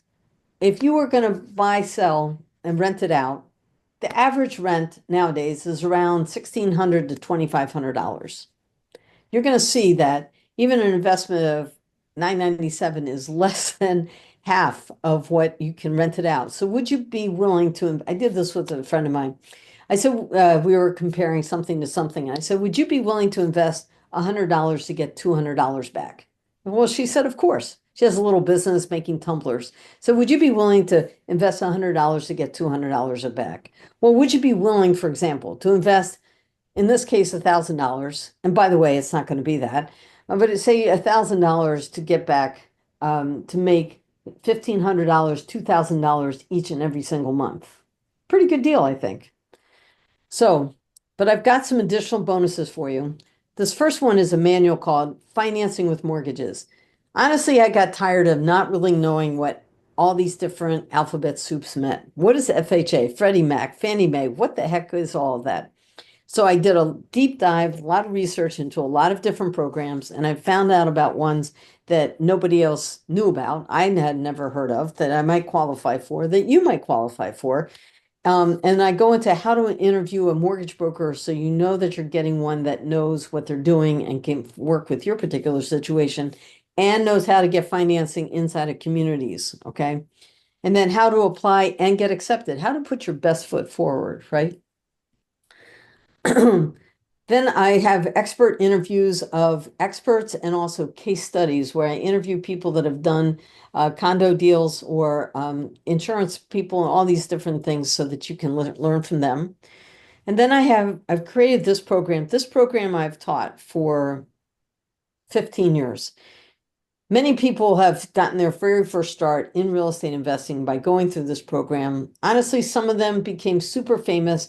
Some of them have become multi-millionaires just by starting with this one program. It's got 12 modules, and it includes recordings, spreadsheets, checklists, scripts, everything from who are real estate investors to what are your goals, what's your map to be successful, so that you make progress each and every day based on where you are right now in your own experience. And then I don't do this all the time, but I am going to be doing 3 live training webinars for you starting this Tuesday. Okay, this Tuesday at 7 o'clock. There'll be 3 training webinars starting every other week where I can look at your specific deals, your specific leads. I also have a specific topic each of these 3 sessions, and I record it. And I've also recorded in your basic course past recordings of these webinars, and we get some really, really interesting questions. And we walk through people's deals, their scope of work, how to negotiate with it as they're working on it.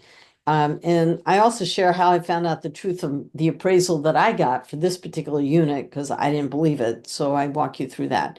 So case studies and specific questions. In other words, bringing the written material to life. Look, I used to be paid 12,000 bucks a year for being a coach. So that's kind of how I value this. You get to have me on these calls, ask me anything you want to. And even more importantly, I will give you at least, I'll give you my private email address and I'll give you email support for at least 90 days. I say at least 90 days because my credit card company says I have to have a time limit on it. But people who know me know that I never go away. So you can send me any questions that you have about the material. You can also send me samples of your marketing so we can critique it. You can send me your deals, your leads, so we can talk about it and see what's going to make the most sense. I'm available to you. You'll also get my cell phone number, so you got access to me for sure. So this is so far everything that's included in it. It comes to quite a lot of value. Now we're up to $7,000 in value. But here's the thing. It's only going to be for you, for Alan's people, $797 because Alan invited you, $797. And this is the link that you can use to register for it. And like I said, if the average rent is say $2,000, you're paying a third of that for something you're going to get month in, month out, month in, month out. And I'm hoping that you see that this is worth it for you just to make it so that's everything that's included. Actually, stay tuned. I have some more bonuses for you. And also, as promised, I have a free ebook that's going to get out to you in the next couple of days. But this might be easier. You just take a picture of this QR code. It'll take you right to that link and you can register. Linda, this is David. I'm sorry. I'm kind of moving around. I didn't want to have my camera on. Now, as far as lending, outside of the creative financing opportunities, do you have any access to like lending opportunities if any of these condos were acquired or, potentially lined up and the financing was needed? Oh, do I personally have lenders, you mean? Or just Yes. Yeah. I mean that, your mastermind members or whatnot will be able to have access to if we work with you. So No, I just and Mr. Calgill here is like the expert on all things private lending. But no, but the financing manual shows you more traditional ways. So there's creative and then there's the more traditional way of finding properties. It shouldn't be difficult to find condo, I mean mortgages that will do lending on condos. In 2019, the FHA made it a lot easier because it used to be that you had to have the whole community approved before you could get an FHA loan. In 2019, they changed it so that you could just get your particular condo approved as well as your personal credit approved, like that. But absolutely. I think I was more or less thinking from a business standpoint, like if I was to acquire some condos under a LLC or whatnot, sure. just to rent out, Mhm. just a financing or lending arm or whatever where we can potentially work with or tap into Sure. to acquire these properties as we moving forward or whatnot. The course gives you quite enough information, quite a lot of information to give you ideas of who to contact in your own area. I often recommend that you go to local folks if you can, because they'll know whether it's the community bank or credit union, start there, uh, because they know your area and they know your community. I would start there, but I do have other resources that I've used in the past. Actually, for the for the two units I bought in Tucker, Georgia, it was I had to buy, it was a 1031 exchange and I had to buy it in a trust. And at the time, I had a hard time finding anybody that would lend to a trust. It would lend to an LLC, that's easy. But the trust part was difficult. And I finally found somebody who did it. And we put that together. So that was another resource. Absolutely. So that's exactly what I'm kind of was thinking about because I'm also in the same situation with it's not a condo, but definitely have a property under a trust and just Yep. finding lend institutions that will lend to a trust or whatnot, and just going through the those processes or whatnot, just trying to think Yeah. ahead and see if any opportunities were Yeah. available to Yeah. link in. And that's what I found. Like when people can work together in a small network, we can exchange ideas. And, we've got other condo students that have experience with all that. So we can put it out there and see who's got some solutions or who knows people and like that. But no, I don't own a bank yet. I might, but anyway. And again, as far as raising money on a private basis, Alan Cowgill's program is just awesome. I've used it and raised millions of dollars using it. So good question. Okay, thank you. Any other Hello, questions? Linda. Yes, go ahead. Um, I don't have a property in a trust, but Okay. I'm just curious. This is Karen, sorry. I'm just Yes. curious. For somebody who has a property in a trust that Mhm. is free and clear, are you able to do a cash out refi? Yeah, and again, you have to interview various lenders that will lend it to a trust. The challenge with trust is they want to know who you are, who's going to actually pay for it.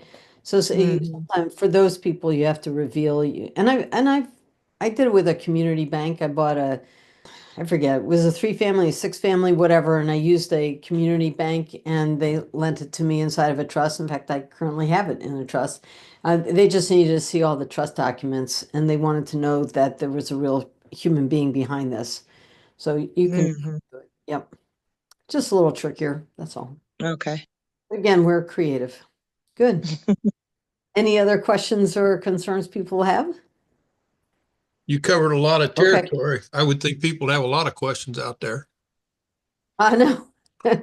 A lot of specifics for sure. Yeah. Well, cool. What an Well, opportunity though for everybody today. Because you got this down, Linda, and that's why I got you here. So yeah, appreciate what you're thanks. doing.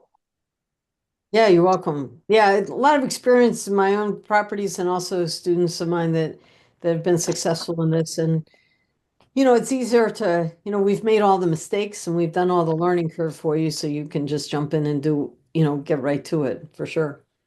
Yeah, Mm. that's one of the appealing things is that how quick they can get into the condo business.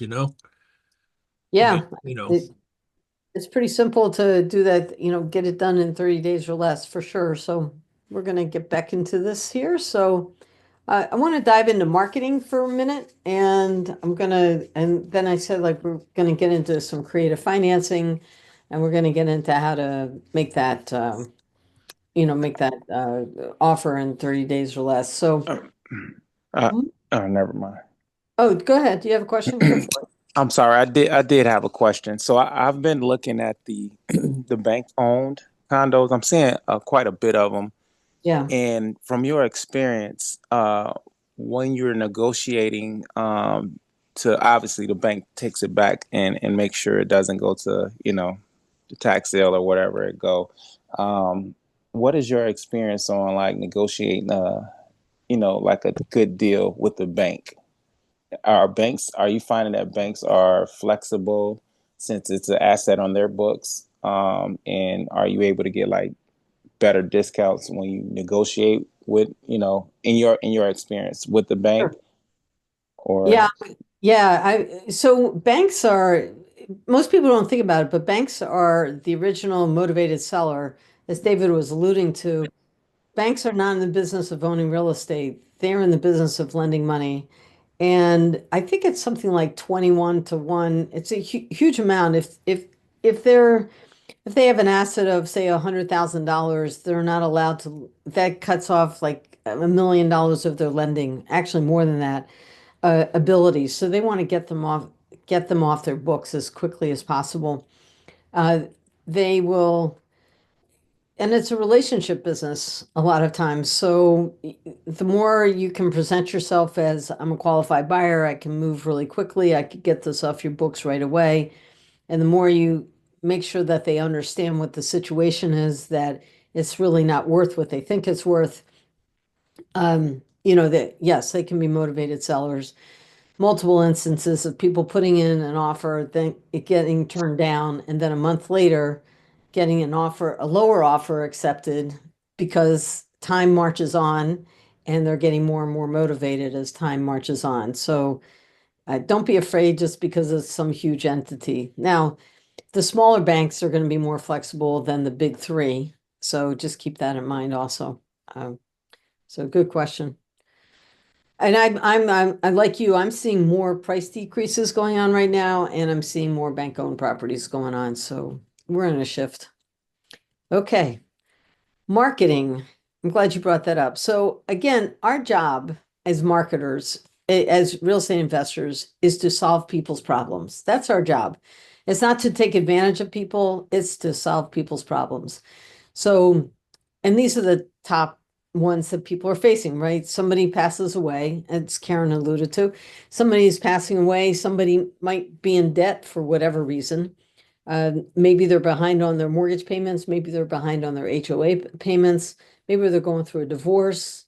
Maybe they're jobless, or maybe they just got transferred, for example, and they have to sell quickly. Some people are getting married and they're joining households, but they don't want to become a landlord. And now what are they going to do? And as time marches on, they want to get it sold. So, and sometimes they get foreclosed to the bank and the banks become the motivated sellers. There is a really short period of time, by the way, between when a bank has actually foreclosed on the property and when they've hired a realtor to list it. And in between times, if you can build that relationship with the bank, they might notify you about something up and coming, and you might be able to make an offer before it gets listed with a realtor, which is amazing. Usually it gets listed with a realtor. That first realtor that brought me my first deal, he was a Fannie Mae REO realtor. In other words, Fannie Mae would contact him when they were about to foreclose or foreclosing on properties. His job was to walk through the property and figure out what it might be worth if they put it on the market. And also he's often in charge of cleaning it out so it could be sold. And because I had a relationship with him, I heard about deals before anybody else did, which gave me a great advantage. So, and one other thing to know about HOA rules, condo rules are set up by the state, and so it varies. But a lot of times the HOAs can only collect on a certain number of months before they forfeit it. So, for example, in Connecticut, an HOA can collect 6 months of back HOA fees when they sell the property. But if they let the HOA fees go beyond that, say 9 months or 12 months, they lose out on that money. So oftentimes HOAs are very quick, faster than the banks to foreclose on you, which means it's useful to stay in touch with the HOAs there and keep on top of them. And they are very motivated to get something foreclosed and move on, because otherwise they lose those HOA fees. So it varies from state to state, but just be aware of what your laws are. Use the MLS. Everybody uses the MLS, right? And this is interesting. I did a search in case I was talking about the affordability factor. Just for kicks, I went into the MLS last week. This was just last week. Atlanta, I looked up condos and condos, and I put in a maximum of $150,000, and there were 46 homes. 46 homes that were below $150,000 in Atlanta, which is a really hot community, and everything is super expensive. And just so look at this one for $80,000, 5 bedrooms, 3 baths, 2,000 square feet, $80,000. Now, I haven't done my due diligence, and it looks nice, right? I haven't done any due diligence yet, but that's amazing deal. I might move there. Anyway, so they're everywhere. You can work with agents. You can use certain keywords. You're looking for words that indicate motivation of some kind. Bring all offers, seller needs to move, needs some TLC, bring your creativity. I love this. Bring your DIY ideas, things like that. I recommend using multiple agents. Don't sign up with an agent for 6 months. There may be a paperwork that you have to sign for each property, but use multiple agents. Why? Because one, you don't know. There's a couple reasons. Number one is uh, every person has their own network, and every agent knows people in their own network that are about to sell. And it may not be on the MLS yet, but they know of properties that are coming down the pike. So the wider your net, the bigger your chance, right? Secondly, I like to work with young people that have just gotten their license because they are really anxious to get that first commission, and they will work overtime to bring you a deal as soon as they know that you're serious and you're going to pay money, right? Then I also like to work with senior agents because they have that network, they understand the laws, they know negotiations, they know how to work with appraisers, they can make everything go smoothly. So I like to work with multiple people. And have them be your marketing team. Let them know what you're looking for and have them go find properties for you. All right. Obviously using Trulia and Zillow, Fizbo.com, foreclosure listings, sending out postcards and letters. Every Door Direct, I'm going to show you in a moment. Nextdoor is a newer app. If it's in your community, you can even run ads on Nextdoor, but it goes to specific neighborhoods. So if you're looking to advertise in specific neighborhoods, Nextdoor could, and it builds your reputation up. I like to call landlords myself and find out if instead of maybe they'd like to sell directly to me, maybe instead of renting the next one, they'd like to sell it. Here's some examples of signs that people put up. I had a friend who put up signs, fisherman buys houses. It's very unique. You're always going to remember it, right? Postcards, there's all different kinds. And then good old-fashioned signs for sale by owner. Here's a great sign that you could put up near a condo complex that you want to be, where it says, behind on fees, we buy condos. Put in your phone number, your email, whatever, any condition, any price.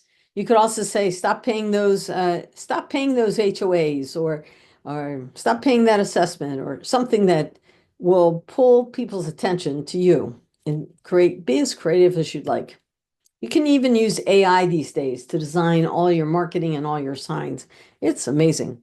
Anyway, this is one thing I wanted to let you know about. So Every Door Direct, the U.S. Postal Service, they have something called Every Door Direct, which means have you seen this in your mail? You get these huge postcards and you wonder how on earth can they afford it? Well, the Postal Service will take your mailing and they'll deliver it to every single door in that postal carrier's route.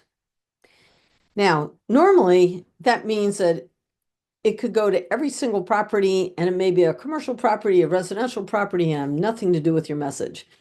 But for us as condos, it works out great because the postal carrier route will cover that entire community, and you can send out your postcard to every single person there.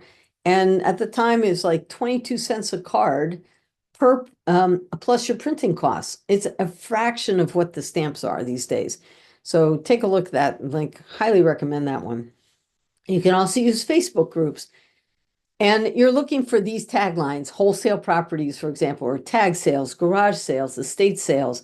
Treat Facebook groups like a coffee shop. You're not going to blast and be obnoxious, but you are going to let people what you're looking for. And you'll see other people that are selling properties, listing properties that you could buy. So that's something else. Word of mouth, as I discussed earlier, when you start working in a condo complex, you're going to find out about properties just by word of mouth. You'll also get private lenders. In other words, you can be the big fish in a small pond. You can be the go-to person. So when people think of selling, they're going to come to you. That's the best position that you could possibly be in. And you want to learn how to get that done and how to make that happen, right? So I wanted to let you know that.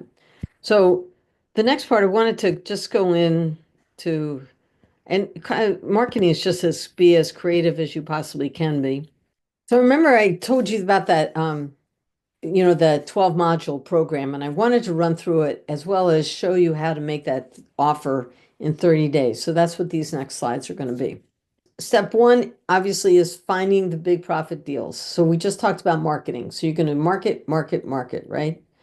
The next step is you've got to estimate your repairs. And and that's going back to that scope of work that we had talked about. Step three is that you're going to calculate the value because you can't make an offer unless you know what the property is worth, either in its current condition or the after repair condition. For a real quick stab at it, you can use Realtor.com and Zillow in particular, and they'll tell you what they think the property is worth. It's a start. You can also use your local real estate agent who knows the area, and they can advise you about what the property is worth now and what it's going to be worth later. Then you're going to calculate your offer. So there's two types of offers. One is if you're rehabbing, and one is if you're going to hold on to it. So if you're buying, fixing, and selling, you may want to take a picture of this, by the way. It's all about profit. You start with the value, what it's going to be worth. Then you subtract out the cost of repair, so we figured out already. You're going to subtract your closing costs. In other words, your attorney's fees and property taxes and other fees that you have to pay when you're buying and when you're selling, by the way. You're going to subtract your holding costs because you're going to fix it up for a couple months. You're going to sell it for a couple months. What's it going to cost you in property taxes and water bills and utilities during that time? What's it going to cost for your money? So if you're paying a lender 10% or 15%, how much is that going to cost you? And then minus your selling costs, like paying a realtor. And then whatever's left over, that's going to be your profit. Okay. And if it's not at least $25,000, don't do the deal. Got to have a fudge factor in there. A lot easier if you have a calculator that you can use for sure. Then the next step is if you're calculating your offer, if you're going to hold on to it. In this case, it's all about cash flow.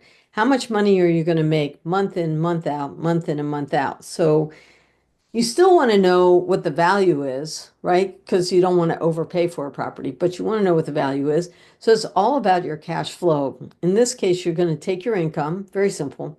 Take your income and minus Linda, your monthly. Linda, sorry. Did you have a slide for this?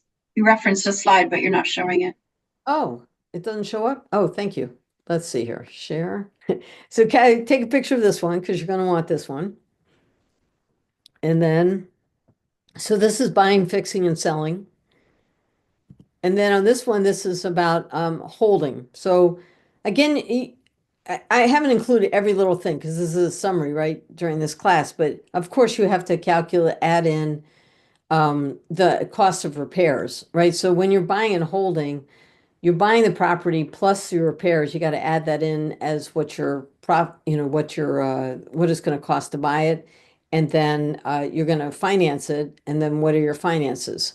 So it's going to be your income. Then you subtract your monthly expenses. So in this case, it's going to be monthly expenses could be any utilities. It's going to be your HOA fees, anything that you have to maintain for.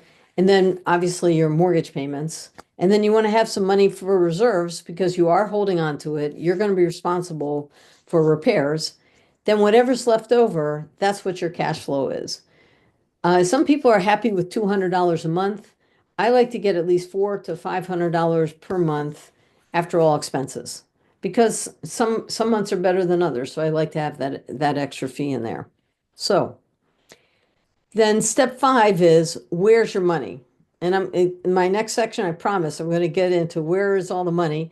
And of course, you've got Alan Cowgill here as a major resource, but all sources of money. And I want to put this point in, even if you are broke, even if you have terrible credit, you are in the middle of so much money. All you have to do is access it and tap into it. And you're going to be able to access it and tap into it by having the knowledge and the expertise so that you can enroll somebody else to lend it to you, right? So, and very, very important, no person is an island. No person is an island. And you are surrounded by money. In fact, if I did a survey of everybody on this call and I said, add up how much money you have access to, whether it's in your retirement account, maybe your credit cards, maybe your equity in your home. We'd have so much money available that if you could just tap into it, could buy anything you wanted to. So you got bank loans, hard money, private money, credit cards, installment loans, and maybe you want to wholesale the contract. Now, step 6 is making the offer. I want you to take a picture of this. People make offers so complicated. There are contracts I've seen that are 5, 6, 10, 15, 30 pages, right? Just for saying that you want to buy a piece of property on this date. So, and all those paragraphs are because somebody made a mistake or somebody got burnt, so they put in all that CYA stuff. But underneath all of it, this is what an offer looks like. Put today's date. Put the address, the property address. Put the name and address of the seller. Put the name and address of the buyer. Put down the offer price. How much are you putting down? And then by when will you pay for it? And then everybody signs it. Voila, you're done. That is what an offer looks like. You can get out a piece of paper and write all this down and have both parties sign it. And guess what? You have a valid contract. Congratulations. That is what it takes to make an offer. That's why I'm saying you can, and I've done this. The house that I lived in before I moved down to south, when I was up in Connecticut, I got a lead from the local real estate investor association. It helped that I ran the real estate investor association. But if your local RIA does not have a way of exchanging leads with each other, ask them to put it together. Anyway, somebody contacted us and he had done all this marketing and he had given up because he didn't know how to make money with the real estate. So, sound familiar? By the way, those signs that I just told you about, call all the signs that you see because many people will put up signs and get leads, but they don't know what to do with them. If you call the signs and say, look, I don't have a house for you to buy, but I will buy anything that you have that makes sense and get on their buyers list. Now you're finding out about deals. I hope that just made sense. So anyway, so sure enough, I called the seller. We walked through the house. It was right on the beach, folks. I mean, right on the beach. This tiny, cute little bungalow. It smelled like so bad because they were chain smokers and the smoke hung onto all the cabinets and all that stuff. I didn't care. I wanted to buy this house. So we did this, and my partner is a notary. So we brought her notary stamp and we notarized the agreement. And I made a copy for them, made a copy for me. And then we went to a coffee shop and I immediately spilled coffee on my copy, but it was still valid. And I submitted it to my attorney, who submitted it to their attorney. Their attorney was annoyed because we were buying it at such a deep discount, but it was a creative deal. They wanted to sell, but they didn't know when because they wanted to move into a mobile home unit in Florida, and they didn't know with their brother, and they didn't know when one would become available. Got it? So we put it under contract, and I said, we'll close within 30 days of the day you tell me you want to move. And sure enough, 6 months later, we got the call. And then we bought it and we renovated it and lived in it for years. So just from this one simple piece of paper, their attorney, of course, drew up a much larger, more detailed contract, but that's what it was. Now, you could also wholesale your contract, and we've already talked about that a lot. And so this is what's included in your condo program. As I said, I've made millionaires. I haven't made millionaires. People have become millionaires by just starting with this one program. Real quickly, these are the modules that are included. Why do we invest? If you're a brand new real estate investor, you may want to know, are we helping people or taking advantage of people? So that's what's covered in here. I have this beautiful spreadsheet, flow chart, so you understand the whole picture of real estate investing from start to finish and what do you need to be successful. I talk about where to invest, what neighborhoods, what price points. I talk about marketing in a lot more detail than what I just went through, but I give you a whole lot of examples of what to do. I go through a lot of details on estimating repairs with an amazing spreadsheet to make it happen. calculators for the big box stores, for specialty companies on the materials, and also where to look to estimate the cost of labor, which honestly, labor is so expensive these days. You've got to be able to negotiate. Then this spreadsheet includes everything so that there's no guesswork on it. Use it. And then you come up with your scope of work. Then I also have a different type of what it's going to cost and downloads to help you. There's a lot of calculators out there that will help you estimate materials and labor, and I show you where those calculators are and how to estimate them. I go through the numbers involved with flipping, like I explained earlier today. What are the key numbers you need? I put that in detail. And this is an amazing spreadsheet. Most people will say, buy the property, do 65% of the after repair value minus repairs. That doesn't always work out, folks, because so this one is more detailed and I have a video that explains how to use it. But there's a lot of money that you have to estimate right at the beginning, like the cost of attorneys, the cost of HOAs, the costs for your money, all of that. Then there's money that's spent while you're renovating it. And then at the end, there's money for selling that you have to take into advantage.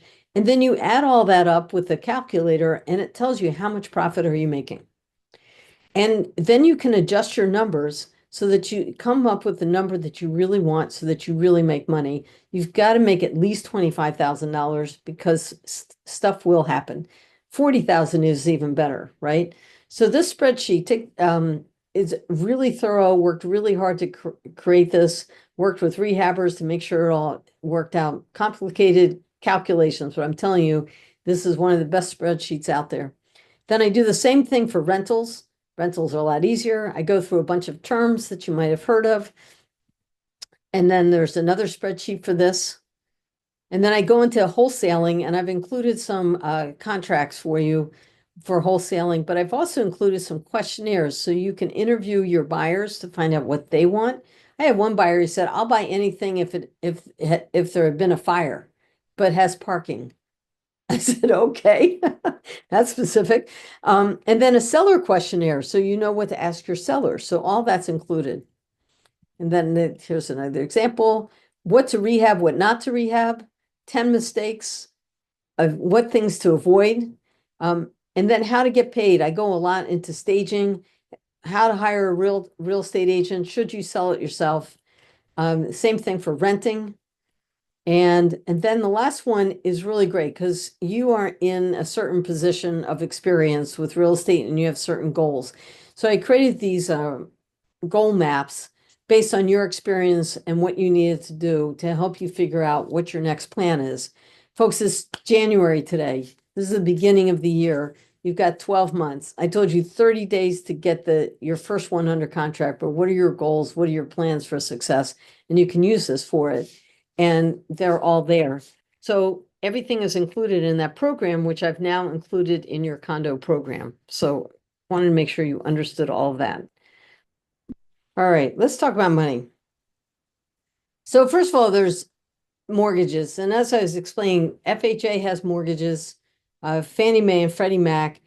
They often will charge you a little bit more in interest rate than on a single family home because they feel like it is a little bit more of a risk for whatever reason. They have made it easier to buy a unit even if your whole community is not approved, which is great. It's especially important to you if you want to buy, fix, and sell because you want to have your buyer's pool as big as possible. So you want to be able to sell to first-time home buyers with FHA if you can. Then there's going to be owner financing, which we'll get into in a minute. Private money, Mr. Cowgill here is the king of that. And hard money, just to name a few. But I want to talk about creative financing for a minute. So I want you to imagine, and some of you may not have to imagine very hard, but just imagine that you only have $100 to buy a house. Your credit score is a disaster and you do not have a job. How's that for starting with nothing?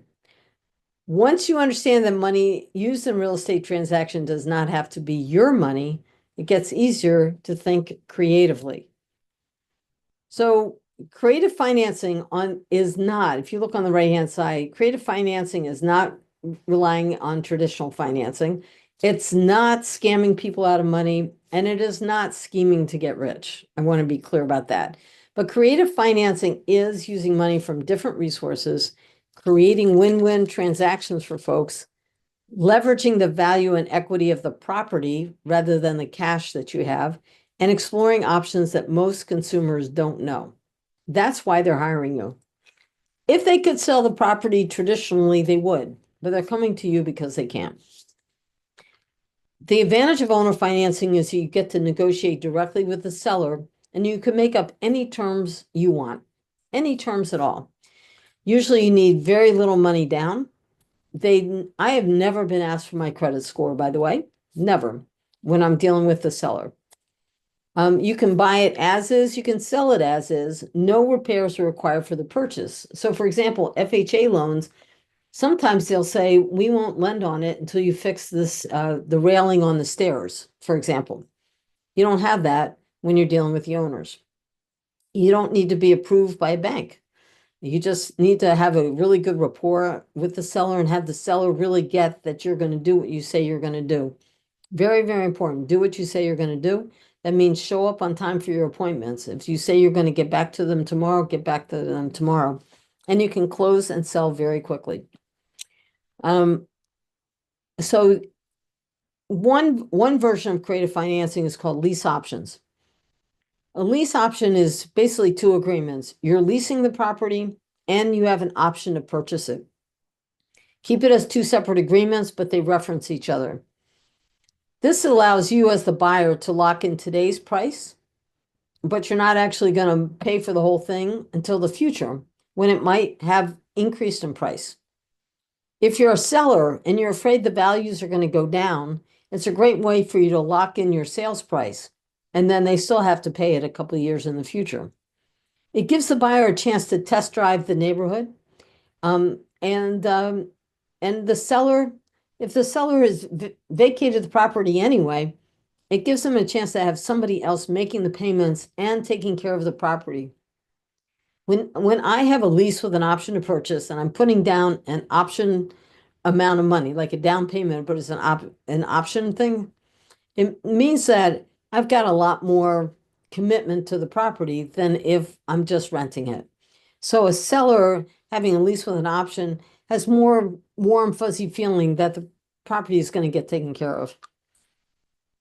The advantages of a down payment is little or no money down, no credit. The option payment is non-refundable. Non-refundable. It's 3 to 10%. It does not obligate you to buy the property. If you don't, you just lose your money, but nobody's going to sue you for it. In fact, people will do it over and over and over again. Make sure your rent payments are equal to the seller's mortgage payment so that when they go to refinance, quote unquote, refinance the property, the mortgage company will feel like, oh, this person can really fulfill on it because they've already been making those payments. And you can buy the property with equity or no equity. And then there's 3 ways of making money. You're going to make money on the cash flow. You're going to make money at the end, and you'll make money on your down payment, right? This lease options has so much flexibility, a lot of different ways of doing this. This may be one way for you to buy a property in a community where they don't allow rentals, as for example. Hard money lenders, these are people that are in the business of hard money, and they're very professional. They expect to get their money within 6 months, usually to a year. Very high interest rate. They often have points. A point is 1% of the amount that you're borrowing. And but the nice thing about it is once you get qualified with that particular lender personally, then they can lend on multiple properties at a time. So it makes things going very, very, very quickly. And if the investor doesn't get paid back, sometimes they're happy because now they've got a property that's improved upon and they can sell it for a higher price. There are a lot of these folks out there. I recommend that you use somebody local to you. And again, your RIA could be very helpful for this. A private note is basically a private note. There's a mortgage and a note that you and the seller will sign, or you and your borrower will sign. And so I borrowed money from my, and I learned all this from Alan. My podiatrist, he lent me money and I paid him while I was doing the renovation. And then when we sold the property, he got paid back, right? Did it over and over and over again. I've also done it with, I had a friend whose son unfortunately was killed in a tragic car accident. And after the lawsuit, she had a whole lot of money. I ended up borrowing money from her for 3 years. Honestly, at the end of the 3-year term, she'd gotten all this interest along the way, and she got back almost the whole thing. So it forced her not to spend her money all in one lump sum. So and so that really helped. But there was a private note that we could set up any way that we wanted to. Hopefully, you're aware of using self-directed IRAs or self-directed 401ks. There are several companies out there that do this, but it allows you to buy property within your IRA that's tax deferred or tax free, depending on the type of vehicle you're using, and it and helps you increase your wealth very quickly. So if you don't have one of these, definitely reach out and get that set up as quickly as possible. I wanted to go through a couple of examples of what I did in real life with all this. This is a condo complex that I bought in a regular, just regular neighborhood. And I helped this guy evict the tenant. Again, he had contacted the RIA. He had left his ex-girlfriend there, moved halfway across America for his job, got engaged, and his ex-girlfriend was not paying any rent and was not paying the condo fees. And his new wife to be said, "You better fix this situation or we're not getting married." So I helped, in this case, it was a long-term, I created a whole relationship, never met the guy in person. I have no idea what he looks like. I helped him evict the tenant I introduced him to the attorney to do it. He had already put in a new kitchen and flooring throughout and a new oil furnace. I figured it would rent for about $1,000. I was kind of familiar with this community. I ended up buying it for $46,000. No money out of my pocket. It took about $2,000 to do cleanup and paint the floor in the basement. That was it. And even I could do that, but I don't. I don't do these things. I find deals and I raise money. That is my job. We ended up renting it within 2 weeks to someone who was used to living in a house, renting in a house, and for $1,250, so $250 more, and she paid the water bill. So that was an extra $50 a month anyway. And the cash flow is now $550 a month. I continue to raise the rent, and she's been there ever since. And it's doubled in value. It would be fine with me if she moved out. I could make a lot of money selling it, or honestly, I could raise the rents another $400 or $500. So if she moved out, we talked about wholesaling. Now this is one with this was found on a really private website called Craigslist. Haha. Lots of people knew about this deal. Do you remember earlier today I talked about this guy in a white t-shirt? Well, he's the one that owned 3 condos in this 55 and older complex. Did not require any renovation at all, was fully rented, but the guy never paid property taxes to the city and never paid the condo fees.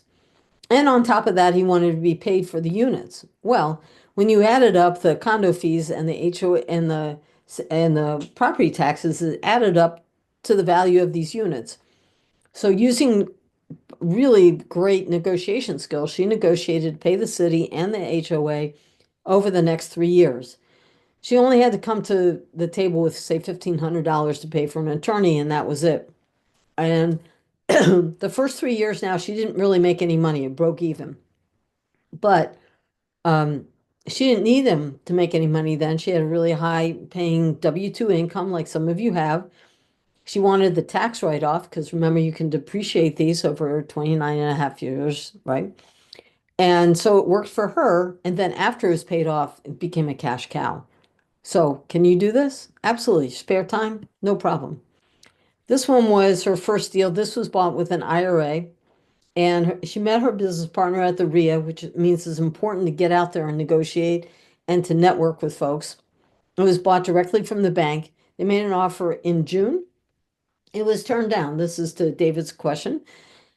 A month later, the bank reached out to them and said, okay, tell us your best offer. They ended up buying it for $20,000 less than their first offer. Go figure. They sold it after the renovations. They sold it in 3 weeks. That person fell out. They sold it a second time for $20,000 more. So interesting, right? Here, this one was purchased with private money. This one we bought at an auction, a foreclosure auction. And we could look inside the windows. It looked like it was okay. We knew the community. The community was fine. We talked to the attorney in detail. We kind of figured out what was going on, but he didn't have the keys to get in. So we couldn't go inside. Turned out we walked in. I'm 3,000 miles away. I borrowed it. I borrowed money from a private lender, and then I renovated it on a credit card. I get a call while I'm on vacation 3,000 miles away saying, Linda, we got a problem. I said, okay, what's the problem? The problem is there's a huge crack in the basement, huge. And from settling, water settling. But here's the good thing. The condo association is responsible because it was a structural issue. And they knew about it because it had happened in several buildings and they had to take care of it. So they ended up paying $23,000 for major renovation. This is what I mean. Condos are safer to buy if you sight unseen, safer sight unseen, because the structural stuff is taken care of by the HOA. Of course, it added holding time, but by the time they got it fixed, we sold it super quickly and made quite a good money on it. This one was just, by the way, these, we didn't rip out the kitchen cabinets. We just did, just painted them, and we got a new laminate countertop. The rest of it was painting and flooring throughout. Very simple renovation. So there we go there. This is another one that was bought with an IRA. Again, no construction needed. It just needed what, new carpeting, new linoleum. And they ended up buying a second one in the same community. Very simple. And this is another one that's owner financing. This was a guy who's very, very shy. He met a woman who owned, I think, 4 units in the same condo complex. And by the way, you'll find that. You'll find that people will own, especially investor-friendly communities, that they'll buy multiple units. She owned, I think, 4 units in this one. So he ended up buying it $30,000, 2-bedroom, 1-bath, rented $675 a month. He put down $7,000 and he got the rest of it for 4% interest, only 4% interest, 30-year amortization, which lowered the interest rate, the monthly, sorry, 30-year amortization, meaning that the monthly payments were smaller, but it ballooned in 3.5 years, which meant in 3.5 years, he had to come up with the rest of the money. It cash flowed $350 a month after all of his expenses, and his cash on cash return was over 50%. Now, here's one thing. I'm selling a condo using the same exact strategy. I'm getting 6%. After 3 years, I have the option to extend that payment period. If they're paying me month in and month out, I'm still making 6%. They're hardly, and it's amortized over 30 years. Almost all of it is interest. Maybe I'll just keep on making more money, right? Or maybe I'll ask them to pay it in full. Gives you options because it's your ideas, your body. So those are some real examples of how you can use this creative financing. So again, I'm going to bring it back to you. Are you and your family worth it? Just think about the amount of money that you can make using these strategies and how simple it is to make it happen. I've done all the research for you. I've made a ton of mistakes. I've done a lot of research for you. Just so that all you have to do is go right to action and make that first offer within 30 days. I've added in a couple bonuses for this crowd here. The first one is all on creative financing. This is how to buy without using any of your own money. I give you 9 major strategies and 20 tactics, including subject to lease option, wraparounds, and more, with sample contracts for these different items. So for those of you who really want to get into the creative financing or come up with these strategies with whatever situation you're dealing with, you've got all those tools right there. I also, when I created this program, I did a 1-day training and they videotaped it. And so I've got that cut up into videos. I just have to upload it to the course, which I'll be doing this upcoming week. And because sometimes we learn better by hearing more examples of situations. So it's a lot more detailed than what we went into today. That's the whole point. It's a lot more detailed than what we had today. So the whole course includes all of this, right? You've got the modules, the Jumpstart program. You've got 3 fast training webinars, which again starts this Tuesday. So jump in today. You've got email support from me. And you've got all the docs and spreadsheets and checklists and all that to make this thing happen. And so I look forward to working with y'all. I really do. It's going to be a lot of fun. And I love to hear the different strategies, the different situations. I often hear questions I've never heard before, which makes it all the more fun. And together we can, take down this one asset class. That's it. I look forward to working with you as quickly as possible. And I'll just stay on here as long as anybody has any questions at all that you want to ask me. Jump right out there. I have Did a quick- great job there. That's a lot of territory you covered today. And the nice Excuse thing me, about Linda. it is they can focus on one of the different options and target it and go for it. So, that's great. Yeah, Lauren, Yes. what do you got? Excuse me, Linda. Yes. This is Karen. For the lease option, subject to a wraparound, all of that, Mhm. all the paperwork that is needed, they're all state specific, and all of that is in the packet, that I wouldn't have to go to an attorney to get anything else done. Oh, no, you definitely have to go to an attorney. Okay. I'm not an attorney, although I look like one. In fact, one time I went to a foreclosure hearings, and I was standing around. The courtroom was very crowded, and the bailiff came up to me and says, "Oh, you can sit over here with the other attorneys," because I was wearing a suit. Anyway, no, I give you examples of everything. They are Mhm. all sample contracts. You must review them with your attorney. Yep. Okay. Yeah. Okay. All these strategies have consequences for both you as the buyer and to the seller, and you want to make sure that you're doing them properly. But if you're not educated, it's like going to a doctor. If you go to a doctor once a year, they have no idea. That's just a quick snapshot of who you are. They're not really able to help you. The more educated you are when you talk to your attorney or your accountant, the more likely they're going to be able to help you and come up with those creative transactions for you. Yep. Absolutely. Yeah.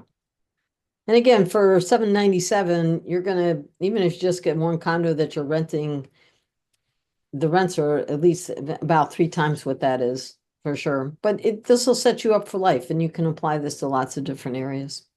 Well, I'll tell you, you did a great job, and your price point here is a killer. I mean, Yeah. it's awesome. I mean, Yeah. all the value that they get, and it's life changing. I mean, that's how many of us got started on real estate. Just by taking that first step. So I hope you folks take advantage of this. All right, so let's wrap it up. All right, very cool. Well, thanks so much. We'll talk soon and look forward to being on the call with you guys on Tuesday night.